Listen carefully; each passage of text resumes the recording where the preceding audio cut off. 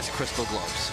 Well, we keep talking about there only being 4 World Tour stops. Each round, each distance has huge implications on the Crystal Globe standings. Every race is worth all the more. So every round, heated battles, and of course, the qualification positions for the Olympic Games at stake. The big question, who can stop the Ice Maples right now? Well, we talked a lot about that yesterday. They went 4 for 4 gold medals on the World Tour one day. That is an incredible feat in itself, but they have momentum at their back. And of course, the home ice advantage, the home crowd. It's the home crowd just right on top of the rink, essentially. So even with a small amount of people here, they can generate a lot of noise. And of course, this is very much the home of short track in Canada. And so they bring a ton of enthusiasm. And when you have your friends, your family in the stands, it also elevates you. It brings that little bit more of intensity for you. You want to deliver for them coming all this way to watch you. They want to perform. The fans have been filing in for a bit. A lot of the fans, they really pick out those spots right along the finish line. They get for the 15 or for the 1,000 meters, they get right up there for those great start line shots. Same thing with the relays, and so they are ready to go. And we start quickly, of course, on Sunday with the mixed team relays. Well, you can't think of a more fun event to kick it off with. I just love the team mixed relay and distance. It's an all-out sprint. Guns are blazing right from the start. You got to be clean. You got to stay out of trouble, but you're always under threat, especially when you're looking for those medal positions. So it is completely unlike the men's relay, which will end the event, which is 5,000 meters. More of a drawn-out, lots to write in that story. The women's relay is somewhere in between with the 3,000 meters, but as you mentioned, it's quick. It's a couple thousand meters, 4 skaters. The exchanges are scheduled, so there's no more chance to really change up tactics, but it just flies by. Look inside the research room. They realize they're on camera, so nice to see them showing up a little bit, showing off for the fan or for the audience at home. They're ready to go as well. Well, what the officials refer to that room as the bunker. I believe that. After you walk by, you go, oh, there are people in there. Well, if you're familiar with the Maurice Richard, they have these big concrete walls. You feel like you're in a bunker when you're in there. There is our schedule. If you've watched us before, it is the same as always on a Sunday. We start the mixed relay B and A finals, and then we roll into what is essentially the same program as yesterday, but the genders are flipped. Plenty of storylines today. Can the Canadian Ice Maples keep the momentum going in all disciplines? Winners of the women's relay yesterday. A chance to keep it going right away with they're in the A final coming up in a few minutes in the mixed relay, but then Sorrow and Donjanu, just what are they putting together this season? Nobody able to match them really so far. Well, those results have put the Ice Maples out to an early lead in the overall Crystal Globe standing for the Ice Maples in position 1, the Korean White Tigers position 2, and the Dutch Lions in position 3. Big points coming in those relays, but we go with the B final first. The Japanese Ninjas, USA Eagles, Croatian Dalmatians, and Chinese Lungs on the ice for the Eagles. There's Kristen Santos, Griswold, Corin Stoddart, Clayton DiClemente, and Wesley Park. The starters I'll go through right now. The Japanese Ninjas will start with Kanai Rika, Valentina Askic for the Dalmatians, and right there, Zhang Chutang for the Chinese Lungs. The Chinese won last weekend. Ready. So time now for the big final in the mixed team. So, bit of a change for the Chinese Lungs to go from, oh boy, Askic went down on the corner, and she went down, and then I'm not sure if something clipped her. Well, we often see that the blades can get entangled with each other. It looked like maybe the heel of her blade maybe got caught between the posts. But on the skate of the Chinese Lung skater, who was the starting position there for the Chinese Lungs? So since they, just like in any individual race, if they don't make it through that first corner, they'll bring it back. And so weird kind of... Well, let's watch the skates here. Yeah, the blade's caught right in the skate. And that is pretty dangerous too, where the it's just kind of wrenched to one side. Askic is up. They're looking at her right now. Well, I think she came down pretty heavily on her elbow. Looks like she's going to have that elbow checked out by her trainer. And so for the Dalmatians, they of course want to bank some points for Olympic qualifying in the mixed relay. And so she's not able to continue. They just have 2 women entered, so it's a difficult situation for them. Medical staff just watch their body language. I think they said she'll be fine. But they're looking at her blades as well. Just a chance to go through the rest of the rosters for the Ninjas. Nakashima, Mirei, Kanai, Rika, Miyata, Shogo, and Yoshinaga Kazuki. For the Eagles, Santos, Griswold, Stoddard, DiClemente, and Park, as I said. The Dalmatians you saw. Valentina Askic, there's Katarina Budic, there's also Martin Kolens and Ivan Martinic. The Chinese lungs have Gung Li, Zhang Chutong, Li Wenlong, and Zheng Bohao. Well, the blades are getting checked out from the equipment manager there. See the drill coming out, so they might be doing a full swap there. I think Corey Stoddard took advantage of this little break to get her blades checked out as well. I don't think there's a concern that physically she won't be good to go. Otherwise, I don't think they would be checking out those blades. The medical staff did come over. They're not there anymore. And so it looks like Askic will be good to go, but Carl Janssen, the referee,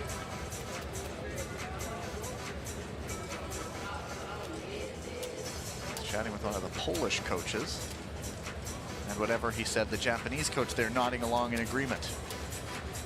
Well, it's a full blade change here, so they're taking out the small bolts on the mounting blocks of the blade, taking the whole blade off, putting on an entirely new blade. And you know, sometimes that blade, it will be different than the existing blade that you had.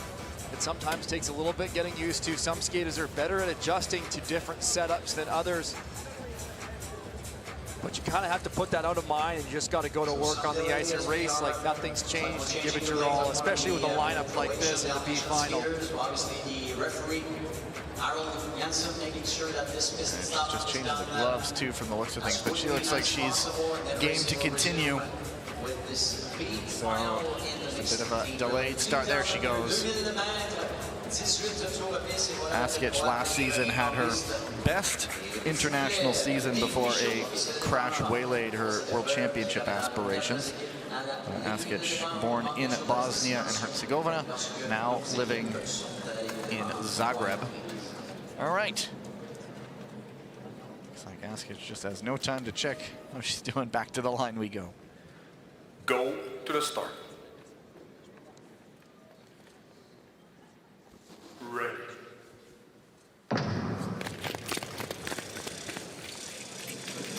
Hold your breath through the corner. Looks like everybody is through just fine. And Zhang up into third. Each skater does a turn of 2.5 laps. Women's skaters, men's skaters, and then they flip it and do 2 laps each. So flip back to the men, then women's, or women, then men's skaters, pardon me, and it's Kristen Santos Griswold on the ice for the Eagles. Nakashima Mirei in second. It is Gung Li for the lungs and Katarina Budic. There's a little bit of contact right now. Well, we saw Corey Stoddard on her first effort there, making a push for the lead. We know how strategic it is to have the front of the race and control it. But the Eagles dropped back to third position off that exchange. They were 3 wide going into the corner, and when the dust settled, it was Zheng Bohao on the front, Miyata Shogo in second, and as Tyler mentioned, Wesley Park slipping to third.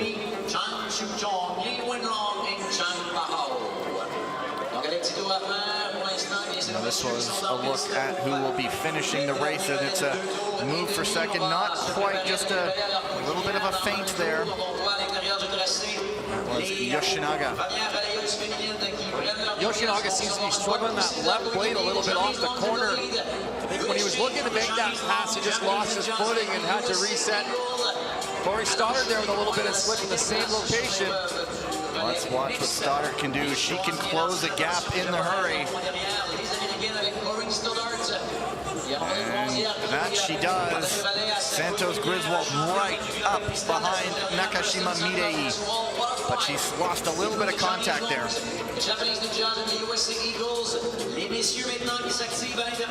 Christian Santos looking up the inside.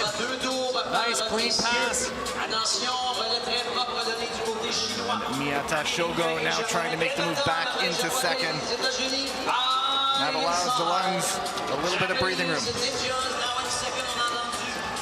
Well, when you have that gap behind you, you can move to more of a speed track. You don't have to be as defensive in the lead when you have some separation, and that can allow you to get further ahead, but that gap is closing as Yoshinaga is flying out here in second position.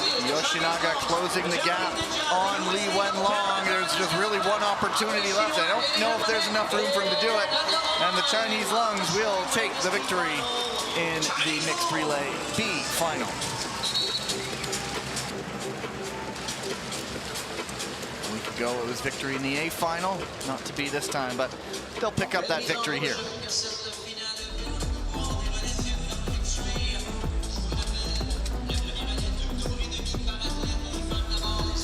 Si Jing jumping up off that start. She went into third position there. It was a nice exchange from the Chinese Lungs. That was a huge point in their race to get into the lead and take control.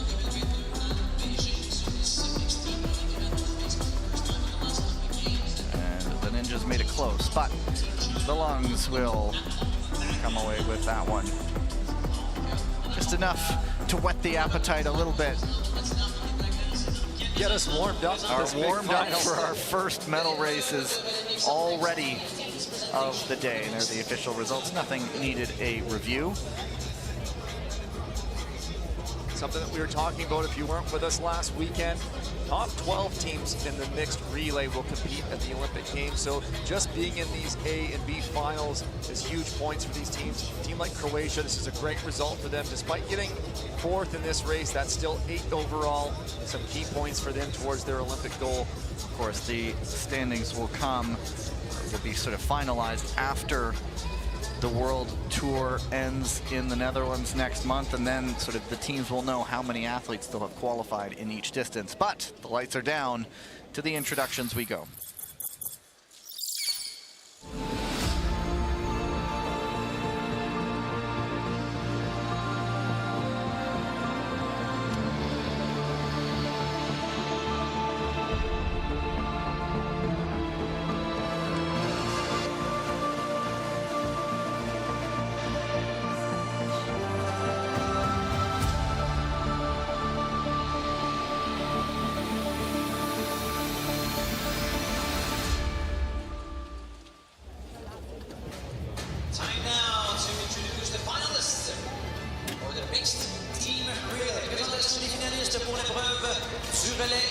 From lane number 1, Sandra Belzeboer, Michel Belzeboer, Jens Renvoud, and Turnboer, the Dutch Lions.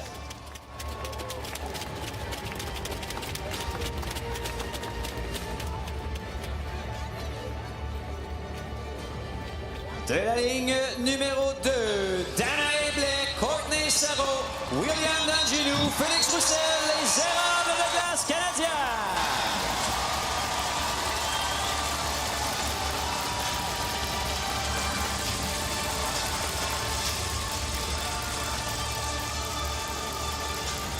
From lane number 3, Natalia Maliszewska, Gabriela Topolska, Michal Niewinski, and Felix Pigeon, the Polish Hussars.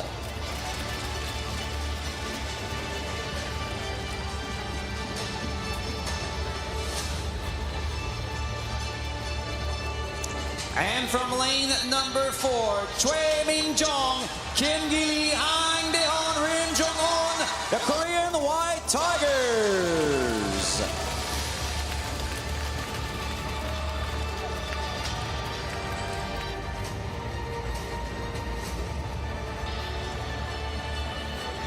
As always, how's that for setting the mood?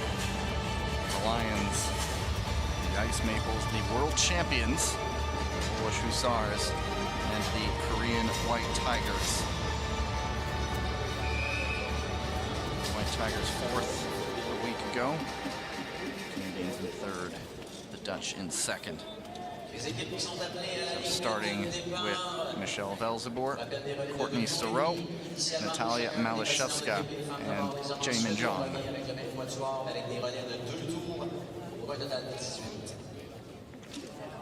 Go to the start.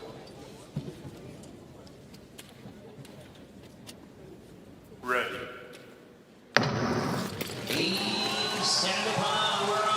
And the dash into the first corner. The Dutch opting to go with Michelle Velzeboer this time. Sandra is, of course, a world-class starter, but Michelle showing she's pretty good at that too. Well, Michelle Velzeboer has a great start. She had the first lane draw. I think that's a smart choice for the Lions to go with Michelle there in the starting position. Sandra Velzeboer can really build some speed for that exchange with her teammate. 500-meter world record holder, winner of the 500 meters last week, winner of the 500 meters at the World Championships. Yeah, she's fast.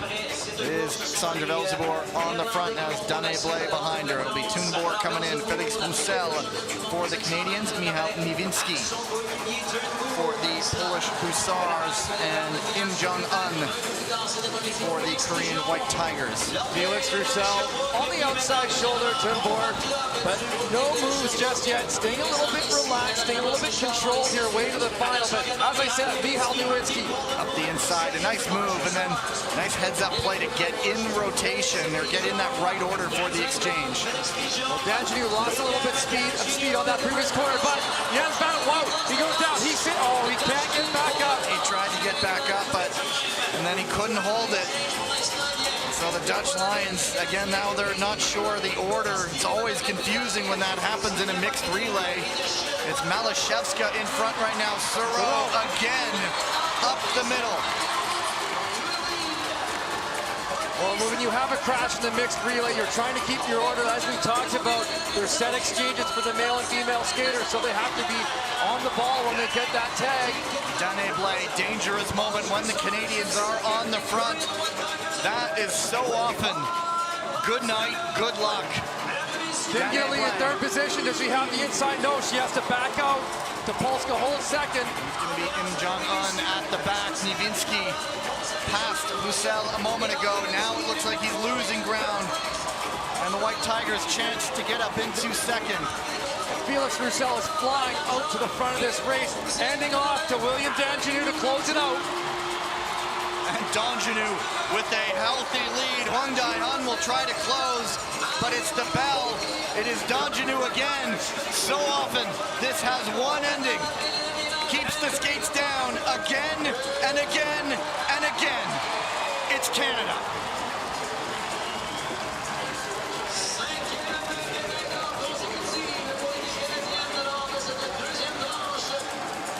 Nothing quite like that home cooking, eh? What can you say about these Ice Maples? It is now 5 for 5 gold medals. There was the unfortunate slip of Jens Van Wout. That blew this race apart. It's a totally different dynamic when you're left with 3 teams from 4 in the relay.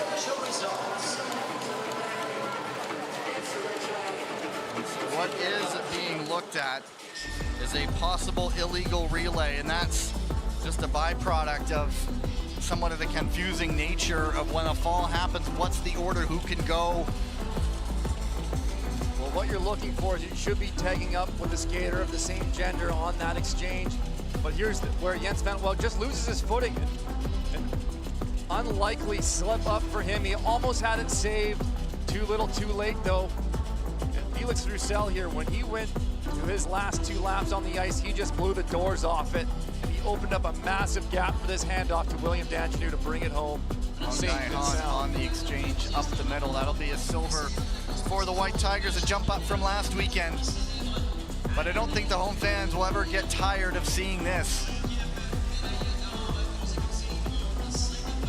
Well, the big question from the World Championships was, could the Ice Maples continue this domination? And they have answered the call, and they're showing it here in Montreal.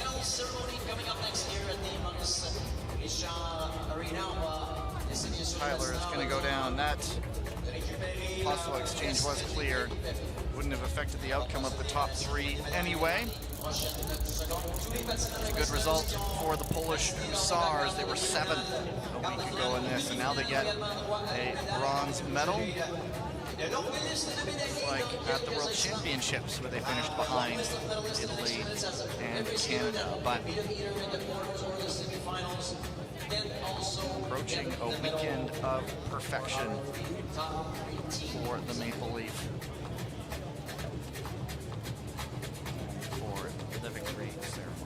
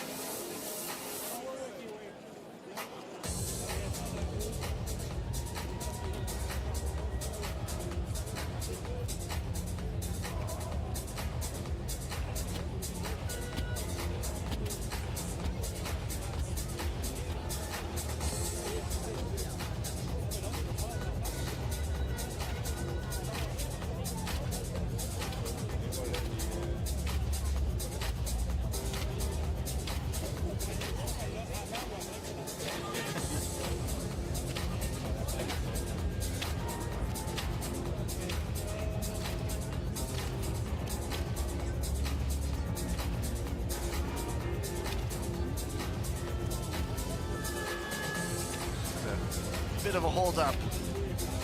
Get going quickly, and Natalia Malashevska is hoping that they do get going pretty quickly.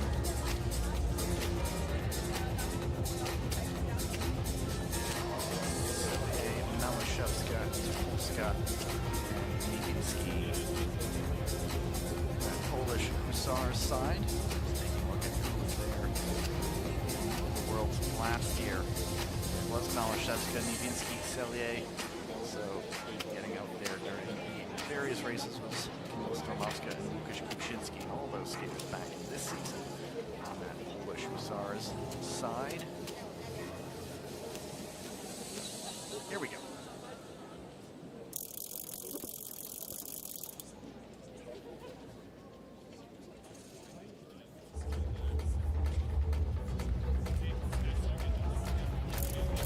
Mesdames et messieurs, ladies and gentlemen, la cérémonie de remise de médailles pour l'épreuve par équipe mixte. Le relais 2000 mètres du circuit mondial ISU courte de piste de Montréal 2025. Medal ceremony for the mixed team relay 2000 meter at the ISU Short Track World Tour Montreal 2025.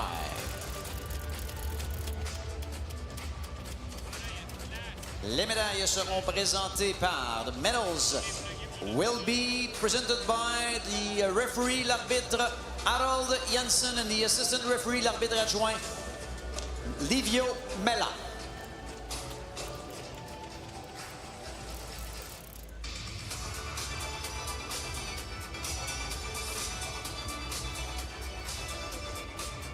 En troisième position et gagnant de la médaille de bronze, in third place, and winner of the bronze medal, Team Poland, the Polish Hussars.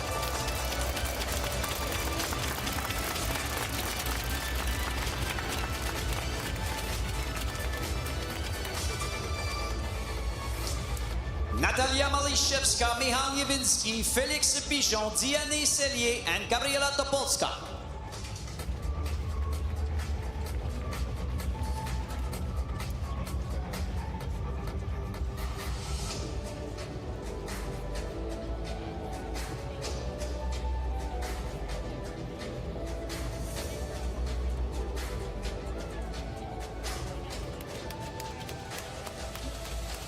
Team Poland, the Polish Hussars.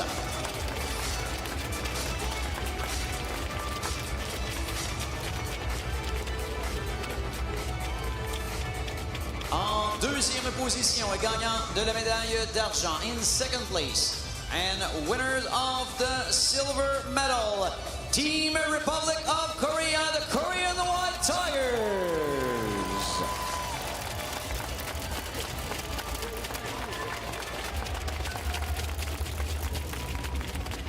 Choi Min-jong, Han Dong, Kim Gi-lee, Lee Jung-min, Lee So-yoon, Rim Jong-un, and Shin Dong-min.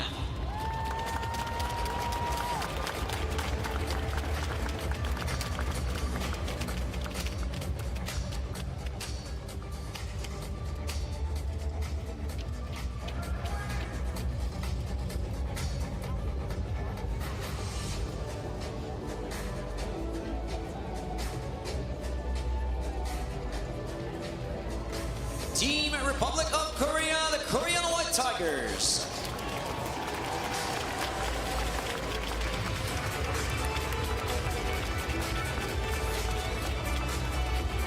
Et en première position et gagnant de la médaille d'or, in first place, and a winner of the gold medal, Team Canada, les Érables de glace canadiens.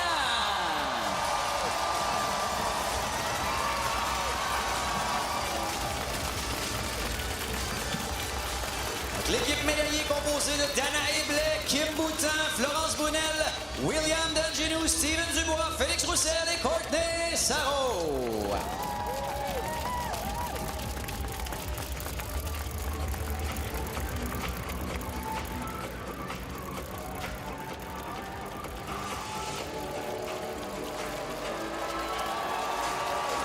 Les Érables de glace canadiens, the Canadian Ice Maples.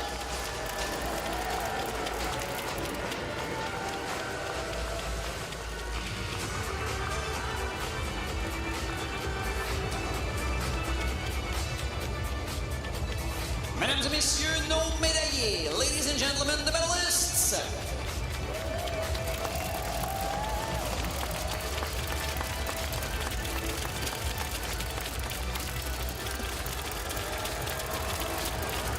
These guys have been here in each of the last 2 weekends. New second gold medal yesterday. Gliding away to win. Posed in front of them.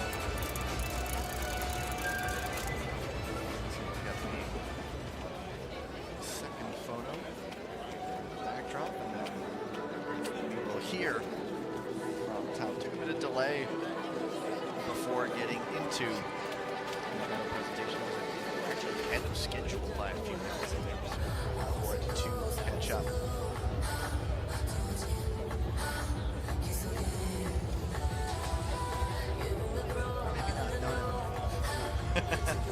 Donc, mesdames et messieurs, c'est maintenant le temps de refaire la glace à l'Arena Maurice-Richard. On va reprendre l'action à compter de 14h14 précisément.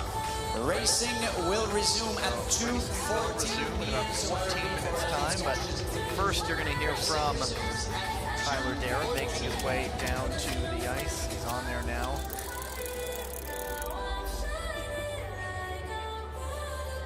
And then he will speak with the Canadian Ice Maples. Been the theme of this weekend. Tyler speaking to victorious Canadians.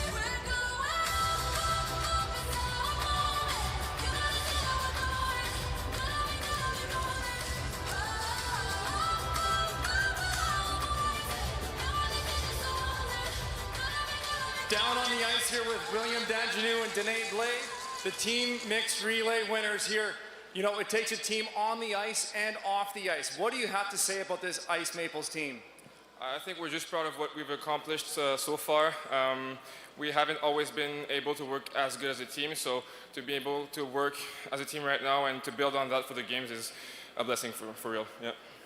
And Danae, the Ice Maples going 5 for 5 so far. How special is it for your team here in Montreal to do that? C'est incroyable. Je pense qu'on monte course après course comme on est fort. Puis la foule est incroyable ce week-end. Donc merci. Merci Montréal! Thank you. Congratulations again. 4 more gold medals to come over the course of the day. Canada already has 5 to celebrate as Danae Blais tosses the merch into the stands. We'll take our first break back in about, let's say, at 2:14 local time, so about 12 and a half minutes. See you then.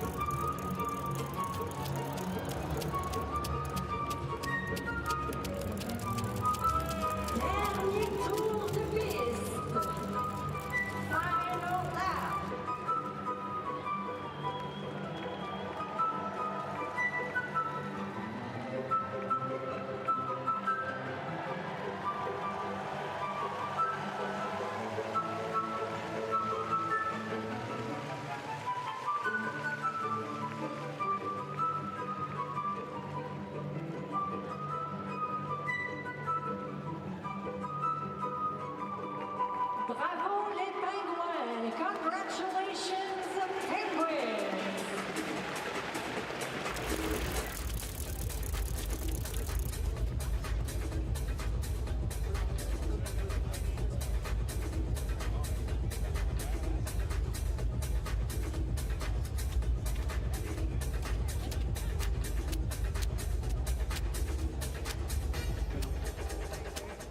Mesdames et messieurs, si vous avez un petit creux, nous vous invitons à visiter le kiosque de Subway dans la cour Sud-Ouest. Il y a aussi le Das Food Truck à l'extérieur de l'arena.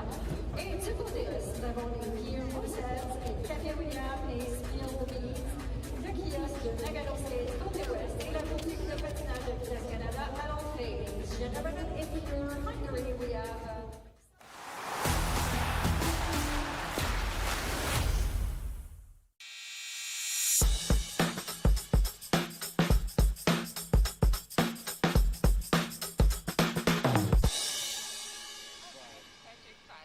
Today, everything is technical, okay?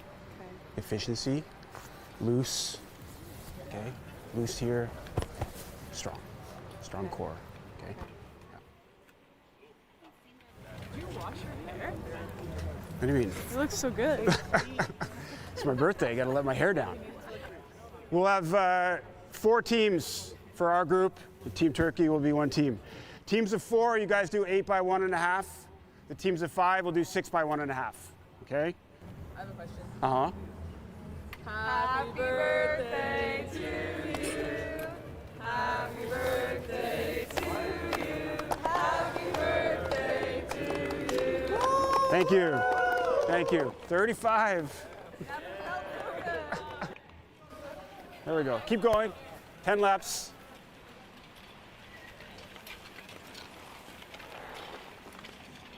Accelerating doesn't mean like, you know, just sit on your blades, you know, push to the side. Good.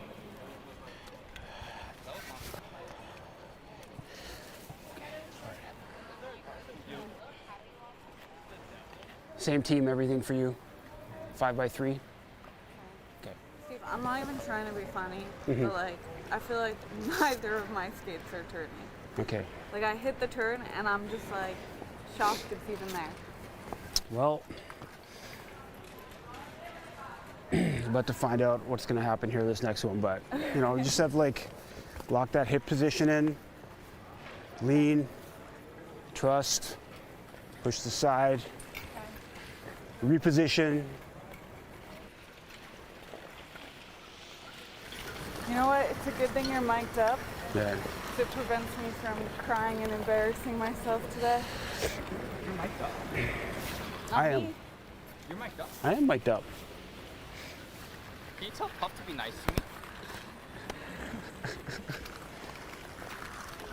Be nice. We're all on the same team here. This Furcon right here, yeah. He was being really funny. Yeah? Yeah. Like talking to you guys? Yeah, you like after one of the exchanges, he pulled Brandon back. Yeah. Like just threw him back, and he was like, "I'm gonna do that to you in the race." That's good. I was like, I didn't know this guy was. At least you're getting a warning. One more.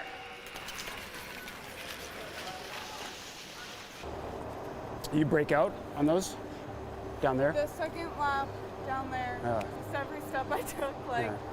broke out. Okay. Like it broke out, and then I landed back into a rut. Yeah. Okay. But at least you turned, sort of. No, I was better. After my daughter was All right. Good job, guys.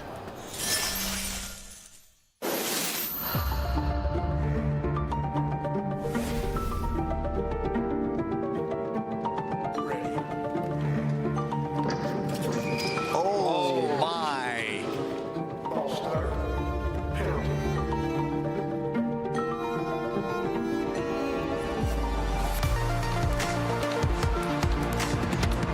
Here comes Seagal trying to get up into second round. The outside, he's down. Donjanu with the look up. Sarong is down. It is Donjanu, the winner a week ago in this distance. Donjanu is going to do the double.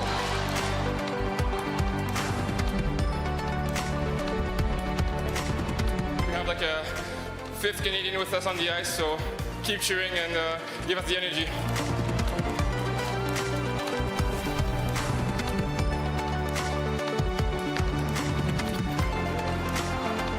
The fastest in the world, but the gap is opening up with Thoreau as the battle goes on behind her. It was Thoreau a week ago, and she will just keep that winning feeling going.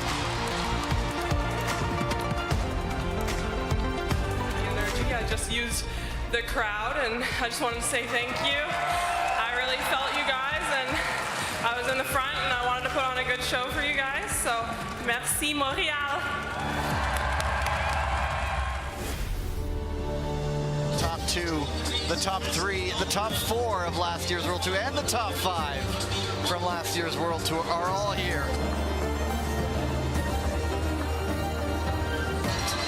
And Donjanu for the lead. Miyata, is it his time? But it's Donjanu. Of course it is.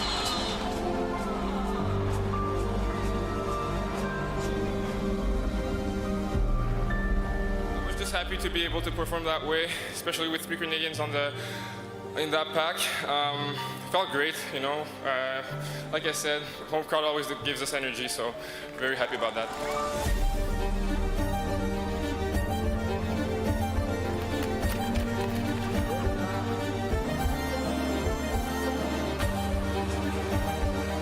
He's remaining calm right now within this relay race. Boutte to just ramp up the pace.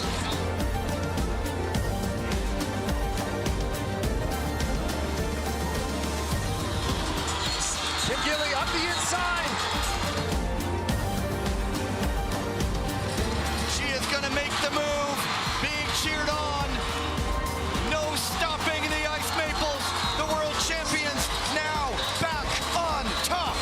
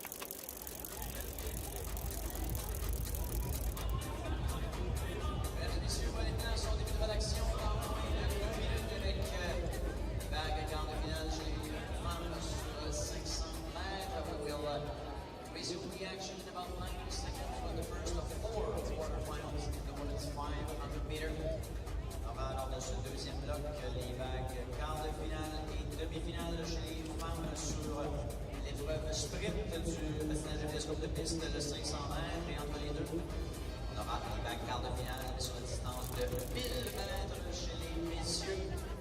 Messieurs, donc, une épreuve individuelle au programme aujourd'hui, le 1000 mètres, et bien sûr, la grande finale du relais 5000 mètres, alors que chez les dames, eh bien, les épreuves par équipe ont lieu plus tôt dans la compétition. Le Canada qui a remporté l'or, et on aura plutôt deux épreuves individuelles aujourd'hui. Le 500 mètres d'abord et le 1500 mètres. Un peu plus tard aujourd'hui. So once again, ladies and gentlemen, please take your seat. Racing will resume in about 8 minutes. Donc, dans environ 1 minute, on aura about ready to get going, and we had been wondering how the Canadians could top 6 gold medals in one weekend from the World Championships a week ago. Well, they're on pace to at least match it. They've got 5. There are 4 more to go this weekend. For a sport that is known for its unpredictable nature, this is kind of in surreal territory. Well, what's just so impressive, there's so many things that can go awry in short track, and it's so unpredictable, as you said, Gavin, but it really, their strength is rising. That means throughout these races, it's not as though every single race went perfectly. There's different challenges throughout every race that they're managing, but they're still getting the job done. They're still getting the lead. They're winning those races. It's just incredible. That consistency is so hard to repeat. And then you look at that mixed relay side. You saw who skated it, but you know they have people who can come off the bench who are just as good. You look at who didn't skate, likes of Boutin and Dubois and Maxime Lahoun. You know, it just goes on and on and on. The depth of the Ice Maples team right now is really, it seems to be unmatched by any other country at the moment. They're just so consistent. They can change their team up. If anyone's feeling a little bit off that day or a little bit fatigued or maybe dealing with an injury, they can change it up, and they have another skater ready to go who's also a podium performer, and very few teams have that depth. Next month will be a whole other story. They will, of course, be away from home, and how might that change things up? But for now, they are soaking in every single winning moment in the women's 500-meter quarterfinals coming up. 4 heats in all, top 2 from each race, and up to 2 fastest third-place skaters will qualify for the semifinals. Last weekend's winner in this was Cassandra Velzebor, broke the Courtney Sereau deadlock. And Cassandra Velzebor will be in heat number 2. Sereau will be in heat number 3. And out on the ice now, we can take a look who's in heat number 1. Kim Boutin, right there. Perfect timing by our director downstairs. Jung Tu Tong, pardon me, Wang Sinran, Florence Brunel, and Valentina Askic. You have been prodding me to say something. Sorry, Tyler. Well, just saying that we're talking about the depth, and the skaters that the Ice Maples could have interchanged. We could have had Kim Boutin or Florence Brunel in that mixed relay. However, they were both first pair of this 500-meter quarterfinal. I'm sure it was part of their strategy to leave those two out, to give them that time to be fresh for this race. Other teams don't have the luxury of doing that when it comes to a medal race. They got to race their top skaters. I did notice, too, the Korean side did not have all their women out on the ice to get their medals. Same situation with Jaemin Jung and Kim Gi-lee. In these races, they'll go in heat number 3 together. To the start line we go. To the start.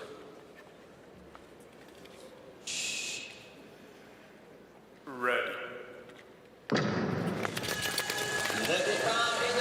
As expected, Kim Boutin, like a dart off the line to the lead.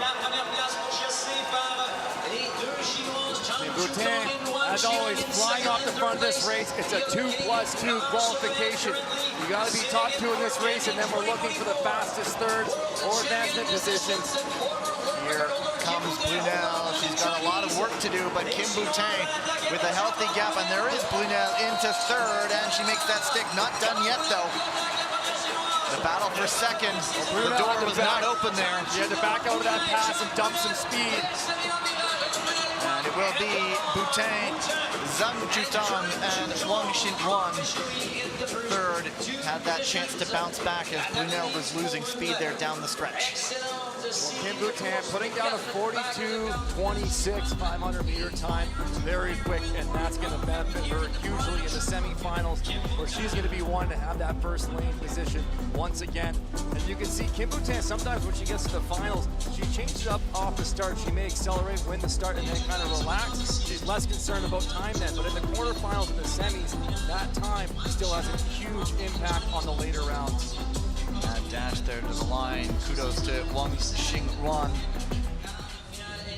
to get that spot. She has the third place time now. 42.689 is the one to watch, looking to advance, but it's Boutin and Zhang moving on.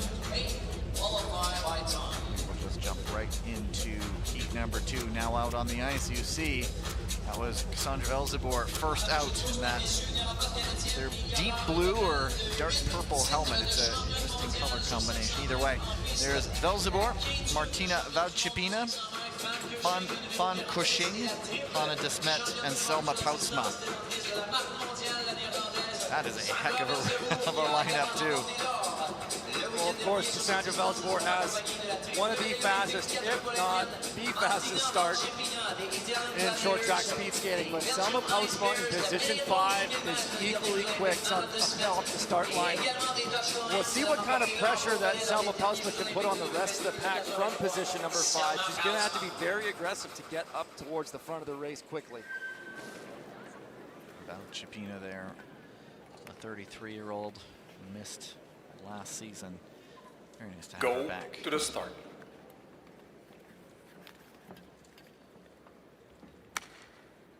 Ready. Time now for number 2 in the quarterfinals. Almost had the jump, but then she kind of gets shuffled to the back as Cassandra Velzeboer hits the front, and already a gap forming. Hannah Desmet able to capitalize on vacation, losing her footing there, having a slower pace. Selma Poutsma looks up the inside for 4th. Into 4th. What a race for Martina Valchipina, just getting into that draft. Desmet has a healthy gap to close. What move might Valchipina have? Well, Valchipina just gritting her teeth here, trying to keep in touch with Cassandra Velzeboer. It's Velzeboer winning, but what a race by Martina Valchipina. A very good return for her.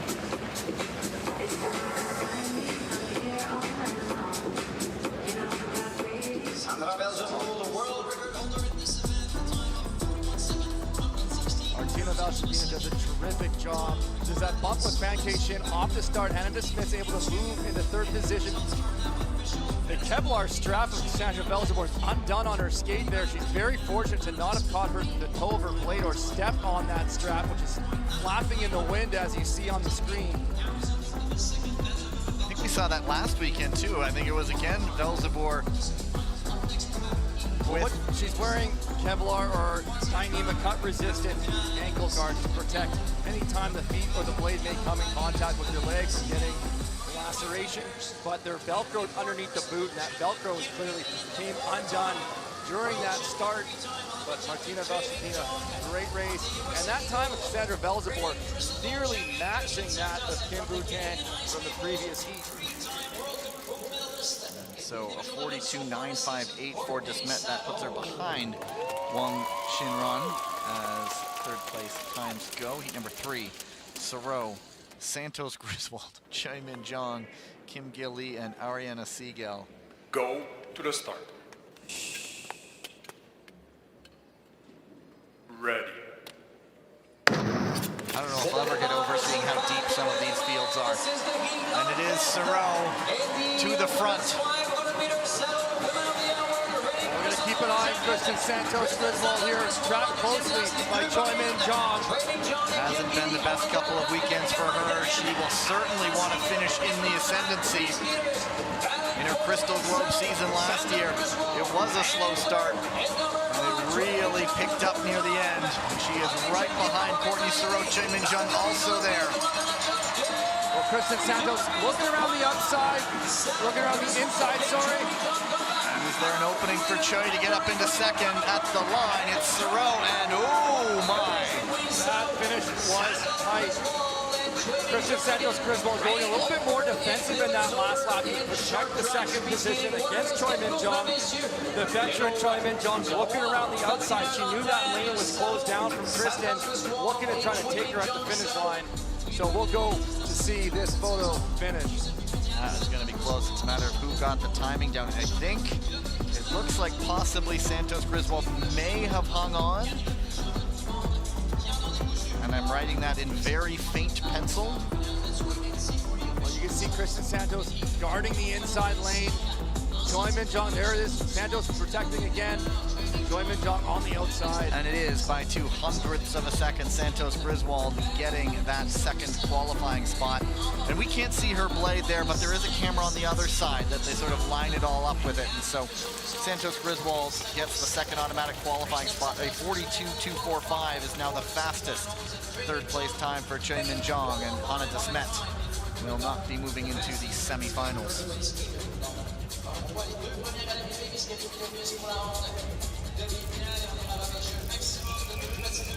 And the last heat has the other USA Eagle, which has been in fine form. Corin Stoddart, Michelle Velzebor, Chiara Betti, Natalia Malashevska, and Nakashima Mirei. Go to the start.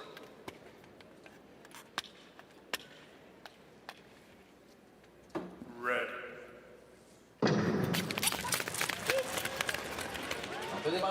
Nakashima was through the repechage earlier today. Oh, what a power move there from Natalia Malashevska to get into second position. Corin Stoddart's falling back to fourth.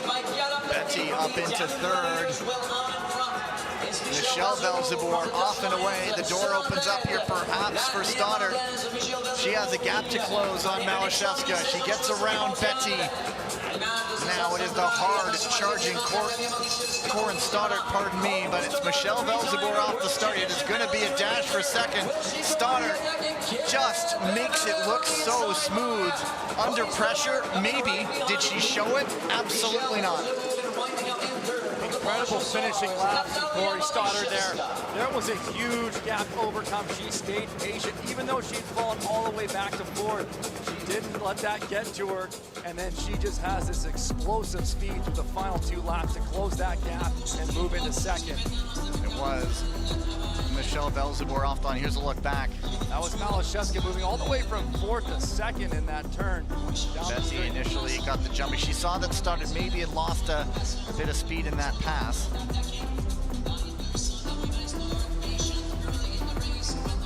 Beautifully executed inside move from Stoddart going into the last corner. Michelle Velzebor does go through into the semis. And that is coming up shortly. We now head into the men's side of things. Quarterfinals, as we see the results there. So Velzebor and Stoddart through. Michelle Malashevska's 42.973. Not enough to move on. That will be Choi Min-jong from heat number 3 and Wang Chin-won from heat number 1. The qualifiers, no one getting advanced. No penalties, more clean skating. So the men's 1,000-meter quarterfinals, 4 heats, top 2 from each race, and maximum 2 fastest third-place skaters will reach the semifinals. And we'll see William Donjanu in heat number 3. And Tyler, you were pointing it out to me, and we were all doing some mad scrambling research. We have not found an example of a man winning all 3 distances in one weekend. No, I was trying to think about that before. Has anybody ever done that? We were doing some research there. We found that Suzanne Schulting had done it back in the 2021-22 season. Choi Min-jong back in 2017. So twice on the women's side, but we can't seem to find any record of it ever happening on the men's side. And Van 't Vout has taken his share of lumps this weekend. A penalty yesterday for a false start, some falls. He was sick last weekend, and so I'm sure he's more than happy for a bit of a change of venue for next month. Go to the start. Ready. Van 't Vout, Felix Pigeon, Stan De Smet, Hong Dai-han, and Sun Long in in heat number 1. Well, following that train of thought there, Gavin, in regards to Jens van der Velde, having the struggles of the last 2 weeks, and sometimes you just feel like everything's going against you, and it's really a mental challenge to try to change that mindset and refocus and get positive and build some energy. You want to just get a good result in to start moving forward and start building off of. And Pigeon. Oh, he goes down on his own, trying to go around the outside, losing the edge. Now it's down to 4. But 4 strong skaters it is, as Wang on the outside of Stan Smith, jumps up the inside of Jens van der Velde, won't down. And Van der Velde goes down again, slams his hand down on the ice. Frustration now evident for him. That will get a review. See once like Van der Velde shakes his head. But it is Hwang Dae-han in front at the moment inside. 2 to go. Sun Long, Stan Smith. So it's a possible illegal late pass being looked at. Watch Stan Smith here. He jumps up the inside on Sun Long. And he and Sun go down. And so in the end, Felix Pigeon recovers. Pigeon might be too far back. Yeah, I think he's got a couple of laps to go. Sun Long is on the finish here. Sun Long will finish in second. De Smet in third. It's chaos down there. And so, going back to that first incident, Van der Velde was in a top 2 position, so that could lend a possibility of advancement. And so then the second incident is then Stan de Smet going in for an illegal late pass. And so we'll try to sort this out. Fortunately, we don't have to make the decision to figure that out, but we'll let the officials sort it out for us. They can sort it out, and we'll try to make sense of it when they all do.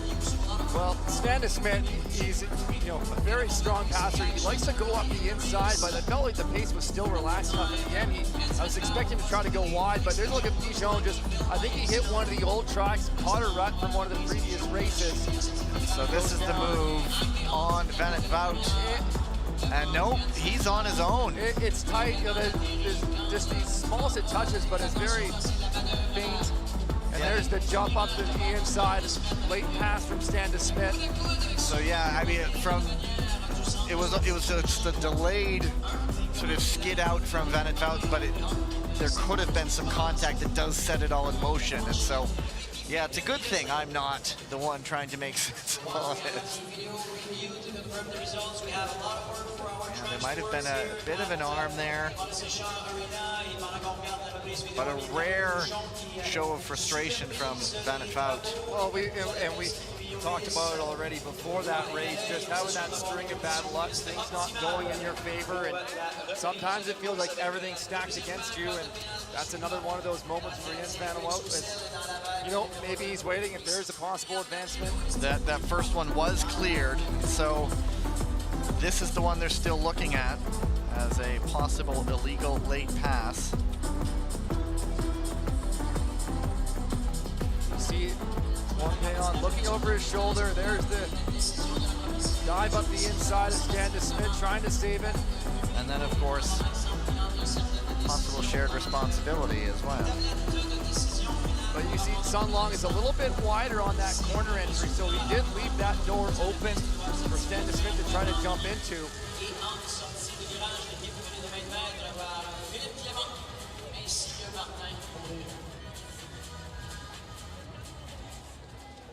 Final decision, no penalty for shared responsibility between skater number 15 from Belgium and skater number 9 from China. So there you go, shared responsibility, as Tyler mentioned. The wide track left the door open there. Watch Sun Long here, he shifts, he's on the outside shoulder of Wang Dae-han. Stan de Smet taking that inside lane there. So there, that would have left the arm across the Smith, so that's where it's both of you sharing that responsibility. And so in the end, Sun Long got up the quicker of the two and gets that automatic qualifying spot. And de Smet, we'll see if 139.765 is enough, but he went down, so one would imagine that that might not be enough.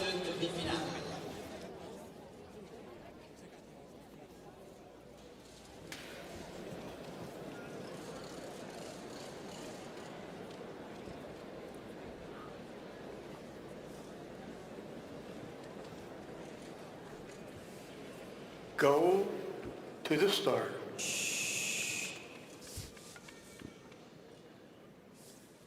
Ready. Heat number 2. Off and away, Felix Roussel, Renus Berzins, Brendan Corey, Pietro Siegel, and Quentin Fercoq. Well, if you were with us yesterday in the 1500 meter, Felix Roussel had finished in second position behind William Danjanu, but was the recipient of a yellow card that disqualified his result. Berzins, who's had a good return to form this weekend, getting into semifinals of the 1500. Important to the quarterfinals here of Roussel. Looking a little dangerous there coming off the back seat. Pietro Siegel, the winner of the 1000 meter last weekend. We're watching him in position number 3 right now. He's also spent some time in the mats this weekend. Now he does make his move. He was the leader of the Crystal Globe after last week, but of course he's seen William Danjanu jump back in front. A little bit of a gap opening up. We'll see if Roussel tries to jump ahead of Berzins. He does. And now Fercoq trying to get up into 3rd. At the bell, it is Pietro Siegel navigating through all the possible pitfalls very, very well. And it looks like he will go first, second to Roussel, and 3rd to Fercoq, a 1:25.01. So that, of course, would move him ahead of Desmet's time. And it's even on time alone is faster than Wang Daihong's time, but of course that first heat was eventful, to say the least. Well, Pietro Siegel, you can tell he's in top form. He makes this win look easy, and that's what the best skaters do. They never look like they're really under pressure. They work their way through the pack nicely. They stay calm, they stay collected. And there's a look at Siegel then going on the outside. So challenging to do at that pace, but he does so effortlessly.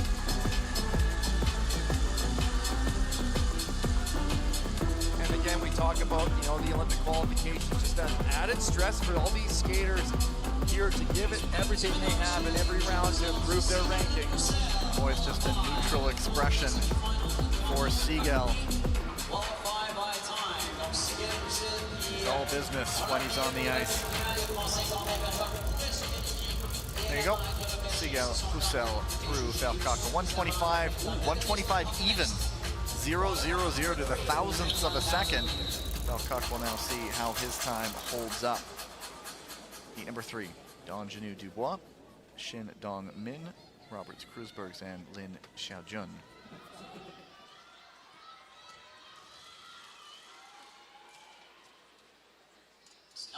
Quiet, please. Thank you.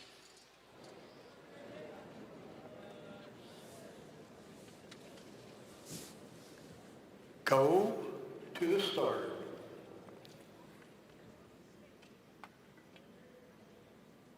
Ready. And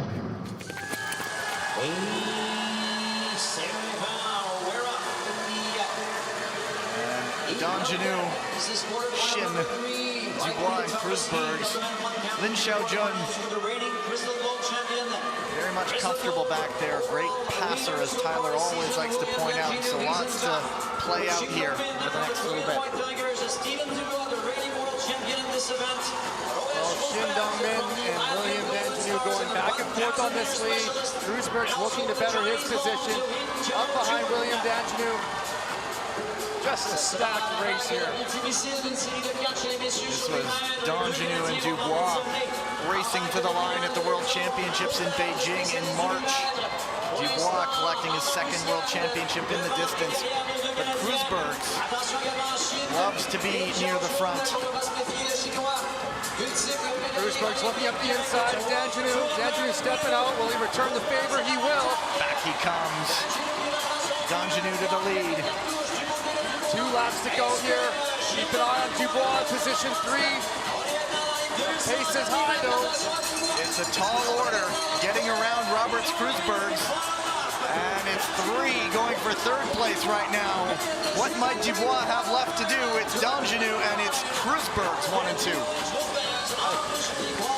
Dominant performance from William D'Angelo again. You have to treat this race like it's an A final with a field this deep. William D'Angelo doing just that, respecting the field, not sitting back and waiting for things to happen, and pulling up an incredibly quick time here. This is going to move ahead of the previous heats, so Stephen Dubois will be in the hot seat. Stephen Dubois, 1:24.552. That puts his time ahead of Quentin Faircox. This Mets crash-influenced third place time is off the bubble right now. So it is Faircox really the one watching right now with one more heat still to go.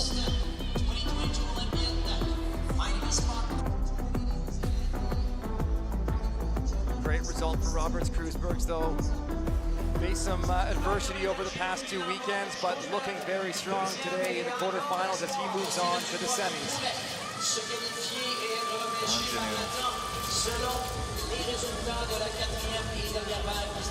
No pitfalls this week. Last week he went down a few times. This week there's just been no mistake. Cruisberg's another good result into the semis. Number 5, final 1,000-meter quarterfinal heat on the ice. It has Im Jong-un, 17-year-old, taking the world by storm. Did last weekend, picking up the win in the 1500. Didn't have it yesterday, though. Clayton DeClemente, Dan Koss, Liu Xiaowang, and Brandon Kim. Current third place time to beat is a 1:25 even, being held by Quentin Faircox as far as third place times go, and Liu Xiaowang showing those flashes of greatness that we've seen before. Well, Dan Koss, he loves to get to the front of the race. I think we can expect him to be trying to get to the lead early and roll it. But Liu Xiaowang and Im Jong-un, incredibly strong passers. Rib loves to go around the outside. Watch for that move in this race, but we'll see. Maybe he'll go with a change of strategy. Maybe he's going to want to get to the front early. We've seen his stamina in the 1,500 meter. We've seen his top end speed. He brings that at the front. He's going to be very difficult to pass. The precociousness of youth. There is Im.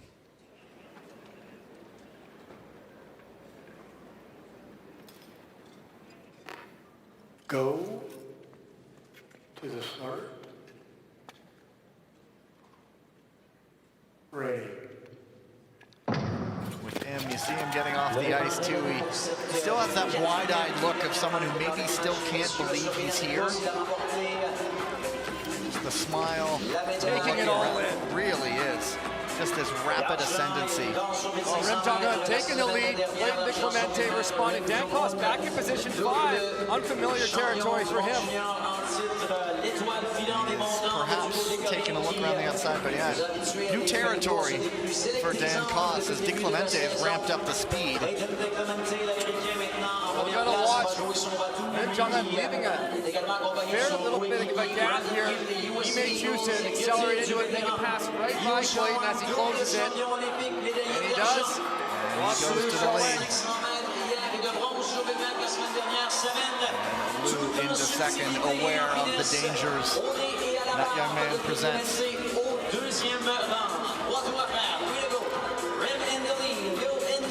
Brandon Kim looking for something on the outside. And the battle of U.S. teammates for third. Im on the podium here with a silver behind Siegel.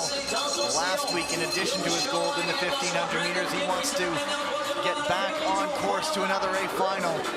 Headed for the semis right now. And he will see that through. It's a big race for third. I think Kim hung on, but the time will not be good enough.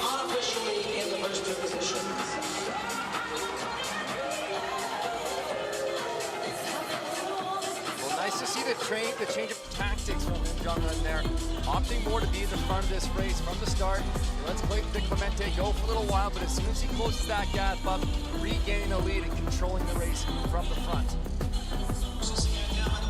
So it is confirmed, Im Jong-un Lu Xiaoang, 1 and 2 moving on. Brandon Kim's 125.399.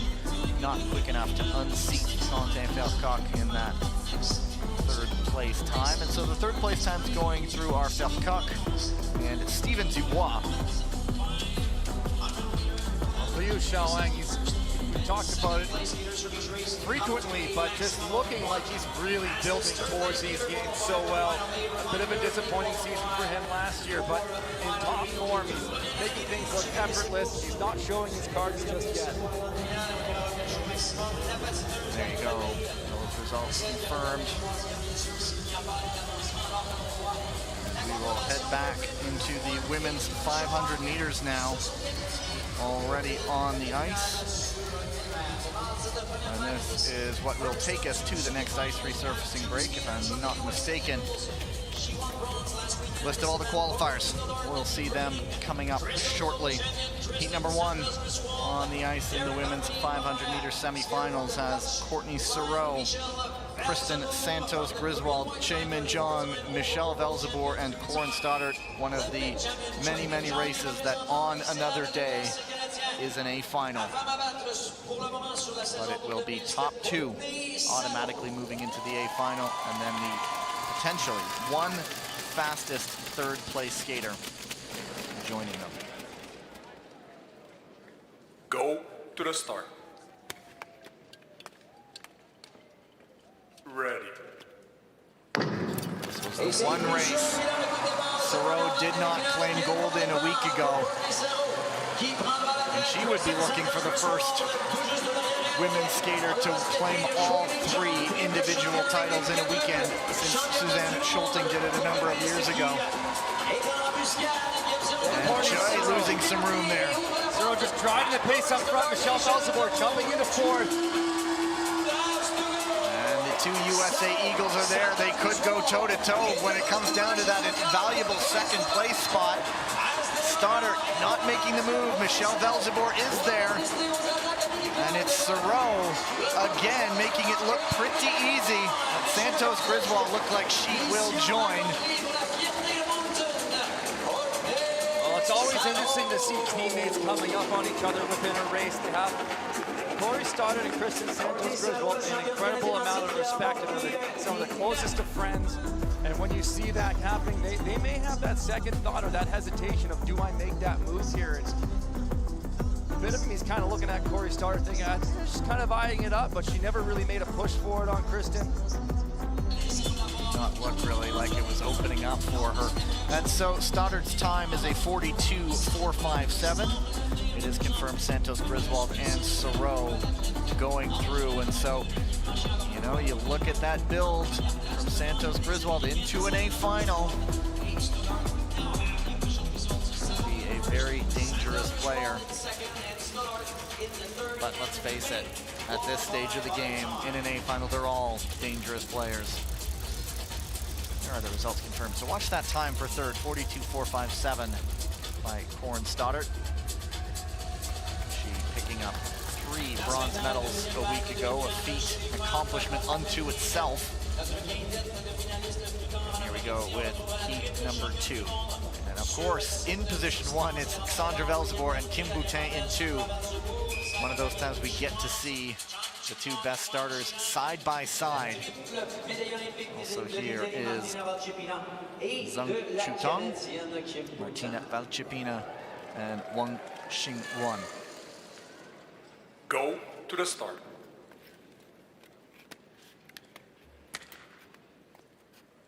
Ready.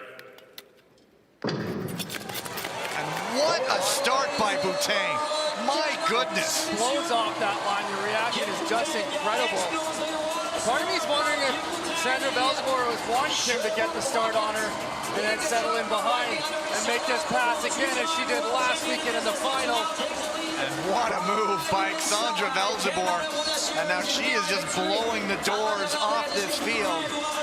Boutin impressed with the start. Velzeboer with the finish. Sapina looking for an inside move. It's not there. The race for third is real, but the door opened up there. And oh my! 3 down. And it will be Sandra Sandra Velzeboer taking it ahead of Kim Boutin. Wow. Series of events unfolding in the last lap. Martina Valshapina looking for an inside move up to third position on Zhang Chutong, but it wasn't there. They kind of have a bump, they lose some speed, and then Wang Jinrin on the next straightaway looking for her opportunity, and they all come in so tight together. You see them all go down. All the skaters up on their feet, which is very nice to see. But I mean, for a half a second, I thought it was a false start. But she was bang on, timed it beautifully. But then, as you noted, Sandra Velzeboer really didn't panic. No, not at all. It was Sandra Velzeboer and Kim Boutin who went head-to-head in the final last week. Here's a look. Valshapina now. This was the crash corner. And she was just got the... Is that Zhang, who I think went down on her own from third. But so... Let's see, it is a possible failure to give way.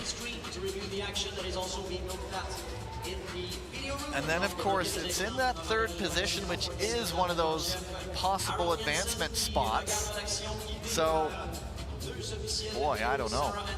Anyway, Velzeboer's winning time, 42.236, the fastest of the day, 42.360 for Boutin. And so, up the inside, Valshapina forced out wide. But then, yeah, one of the Chinese skaters, I sort of lost who was who, because they both have white helmets. There we are. Zhang Chutong was the one up in front in third position at that moment. But I don't think she was as part of that collision. It was Wang Xingwan. We'll try to see her from this angle. Position 3 behind Kim Boutin. Is there a Well, it's interesting because it doesn't look like there's a contact on it, but again, we're not getting the best camera angle here to see it. Chiara Betti also trying to dissect what happened to the Italian skater, hoping for her teammate. So Valshapina did cross the line third with a 53.842, but that time really academic at this point. We're just waiting to see what, so it's a possible skater failure to give way and a possible not giving space. We're down to the final decision, penalty number 73 from Italy. Okay, so not giving enough space around that turn was the ruling. We'll watch Martina Valshapina in the blue suit here, position 4.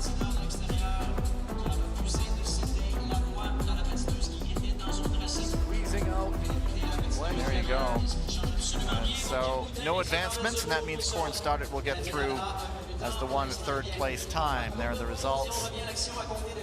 Zhang and Wang will go into the final. Velzeboer and Boutin will join Stoddart, Santos, Griswold, and Sereau. A race that will need its own hype. It doesn't need to get any more hype than that. That's coming up shortly. We now head into another break. Back in about 12 minutes. See you on the other side.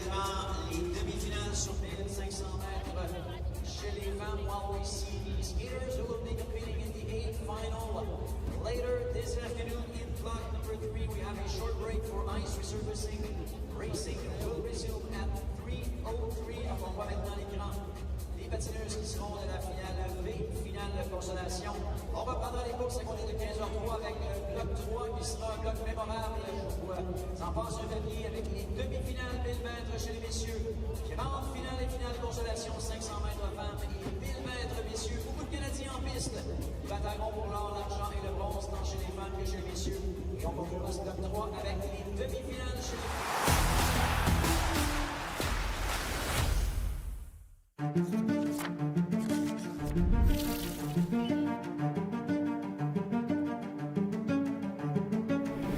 冲过奥运会的中线的时候，是一个很完美的一个感觉，就是用话说不出来的感觉。Winning a gold medal at the Olympics was my dream since I was a little kid. I wanted to go to the games. I wanted to be the flag bearer and win a gold medal. And I did all of that.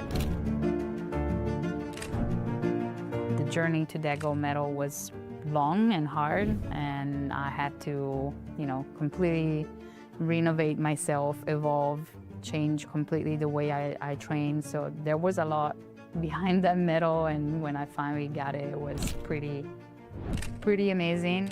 When I crossed the line, it was surreal. It was, you know, achievement of a lifetime. I could have never expected that. Oh, I get shivers still thinking about it. But yeah, it was immediate sense of relief. It was like the games were over. Also, it was the last distance, so it was just, oh man, it's so special. 我觉得每一届奥运会给你带来的这种感受都是不一样的，都是让你在某一个阶段让你变得更成熟、稳重和 나에게 있어서는 항상 이 올림픽 금메달을 보고 달려왔고 또 꿈을 꿔왔기 때문에 나한테는 어떻게 보면은 꿈을 가지고만 있는 것보다는 꿈을 이뤘다는 그런 메달이 될 수 있다고 생각합니다. Yeah, just crazy, you know? Then we were kind of ahead, like with a few meters, and I felt that it was gonna happen. That's, yeah, we were not there yet, so we gotta stay focused, but yeah, it was amazing. 아무래도 그 베이징 올림픽 1500m 금메달 땄을 때가 제일 의미가 있었던 것 같아요. 그때 이제 2연패를 했던 그런 기록도 썼고 올림픽 신기록도 있었던 경기고 무엇보다 정말 어려울 때 가장 좀 중요할 때 해냈다는 그런 순간이었던 것 같아서 제일 기억에 남아요.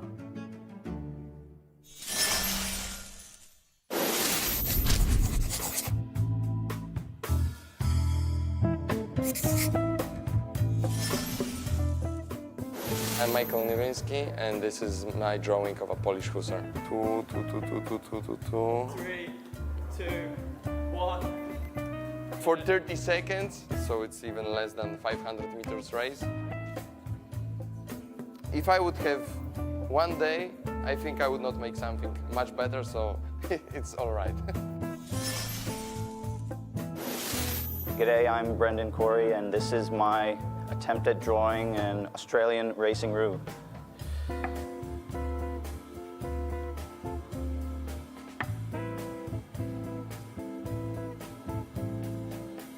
There, 25 seconds, I'm ready. Here's my racing roux.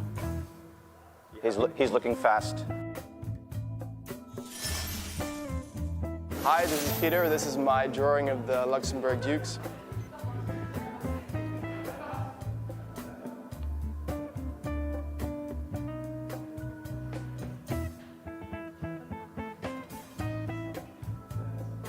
I think I need a lot more time.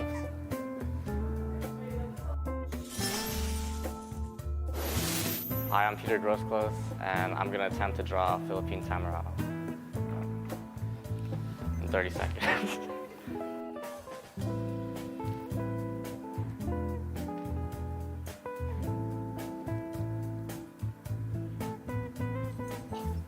Hopefully, my performance will be better than this drawing. My name is Hedvig Hilde, and I'm going to draw the Norwegian Viking.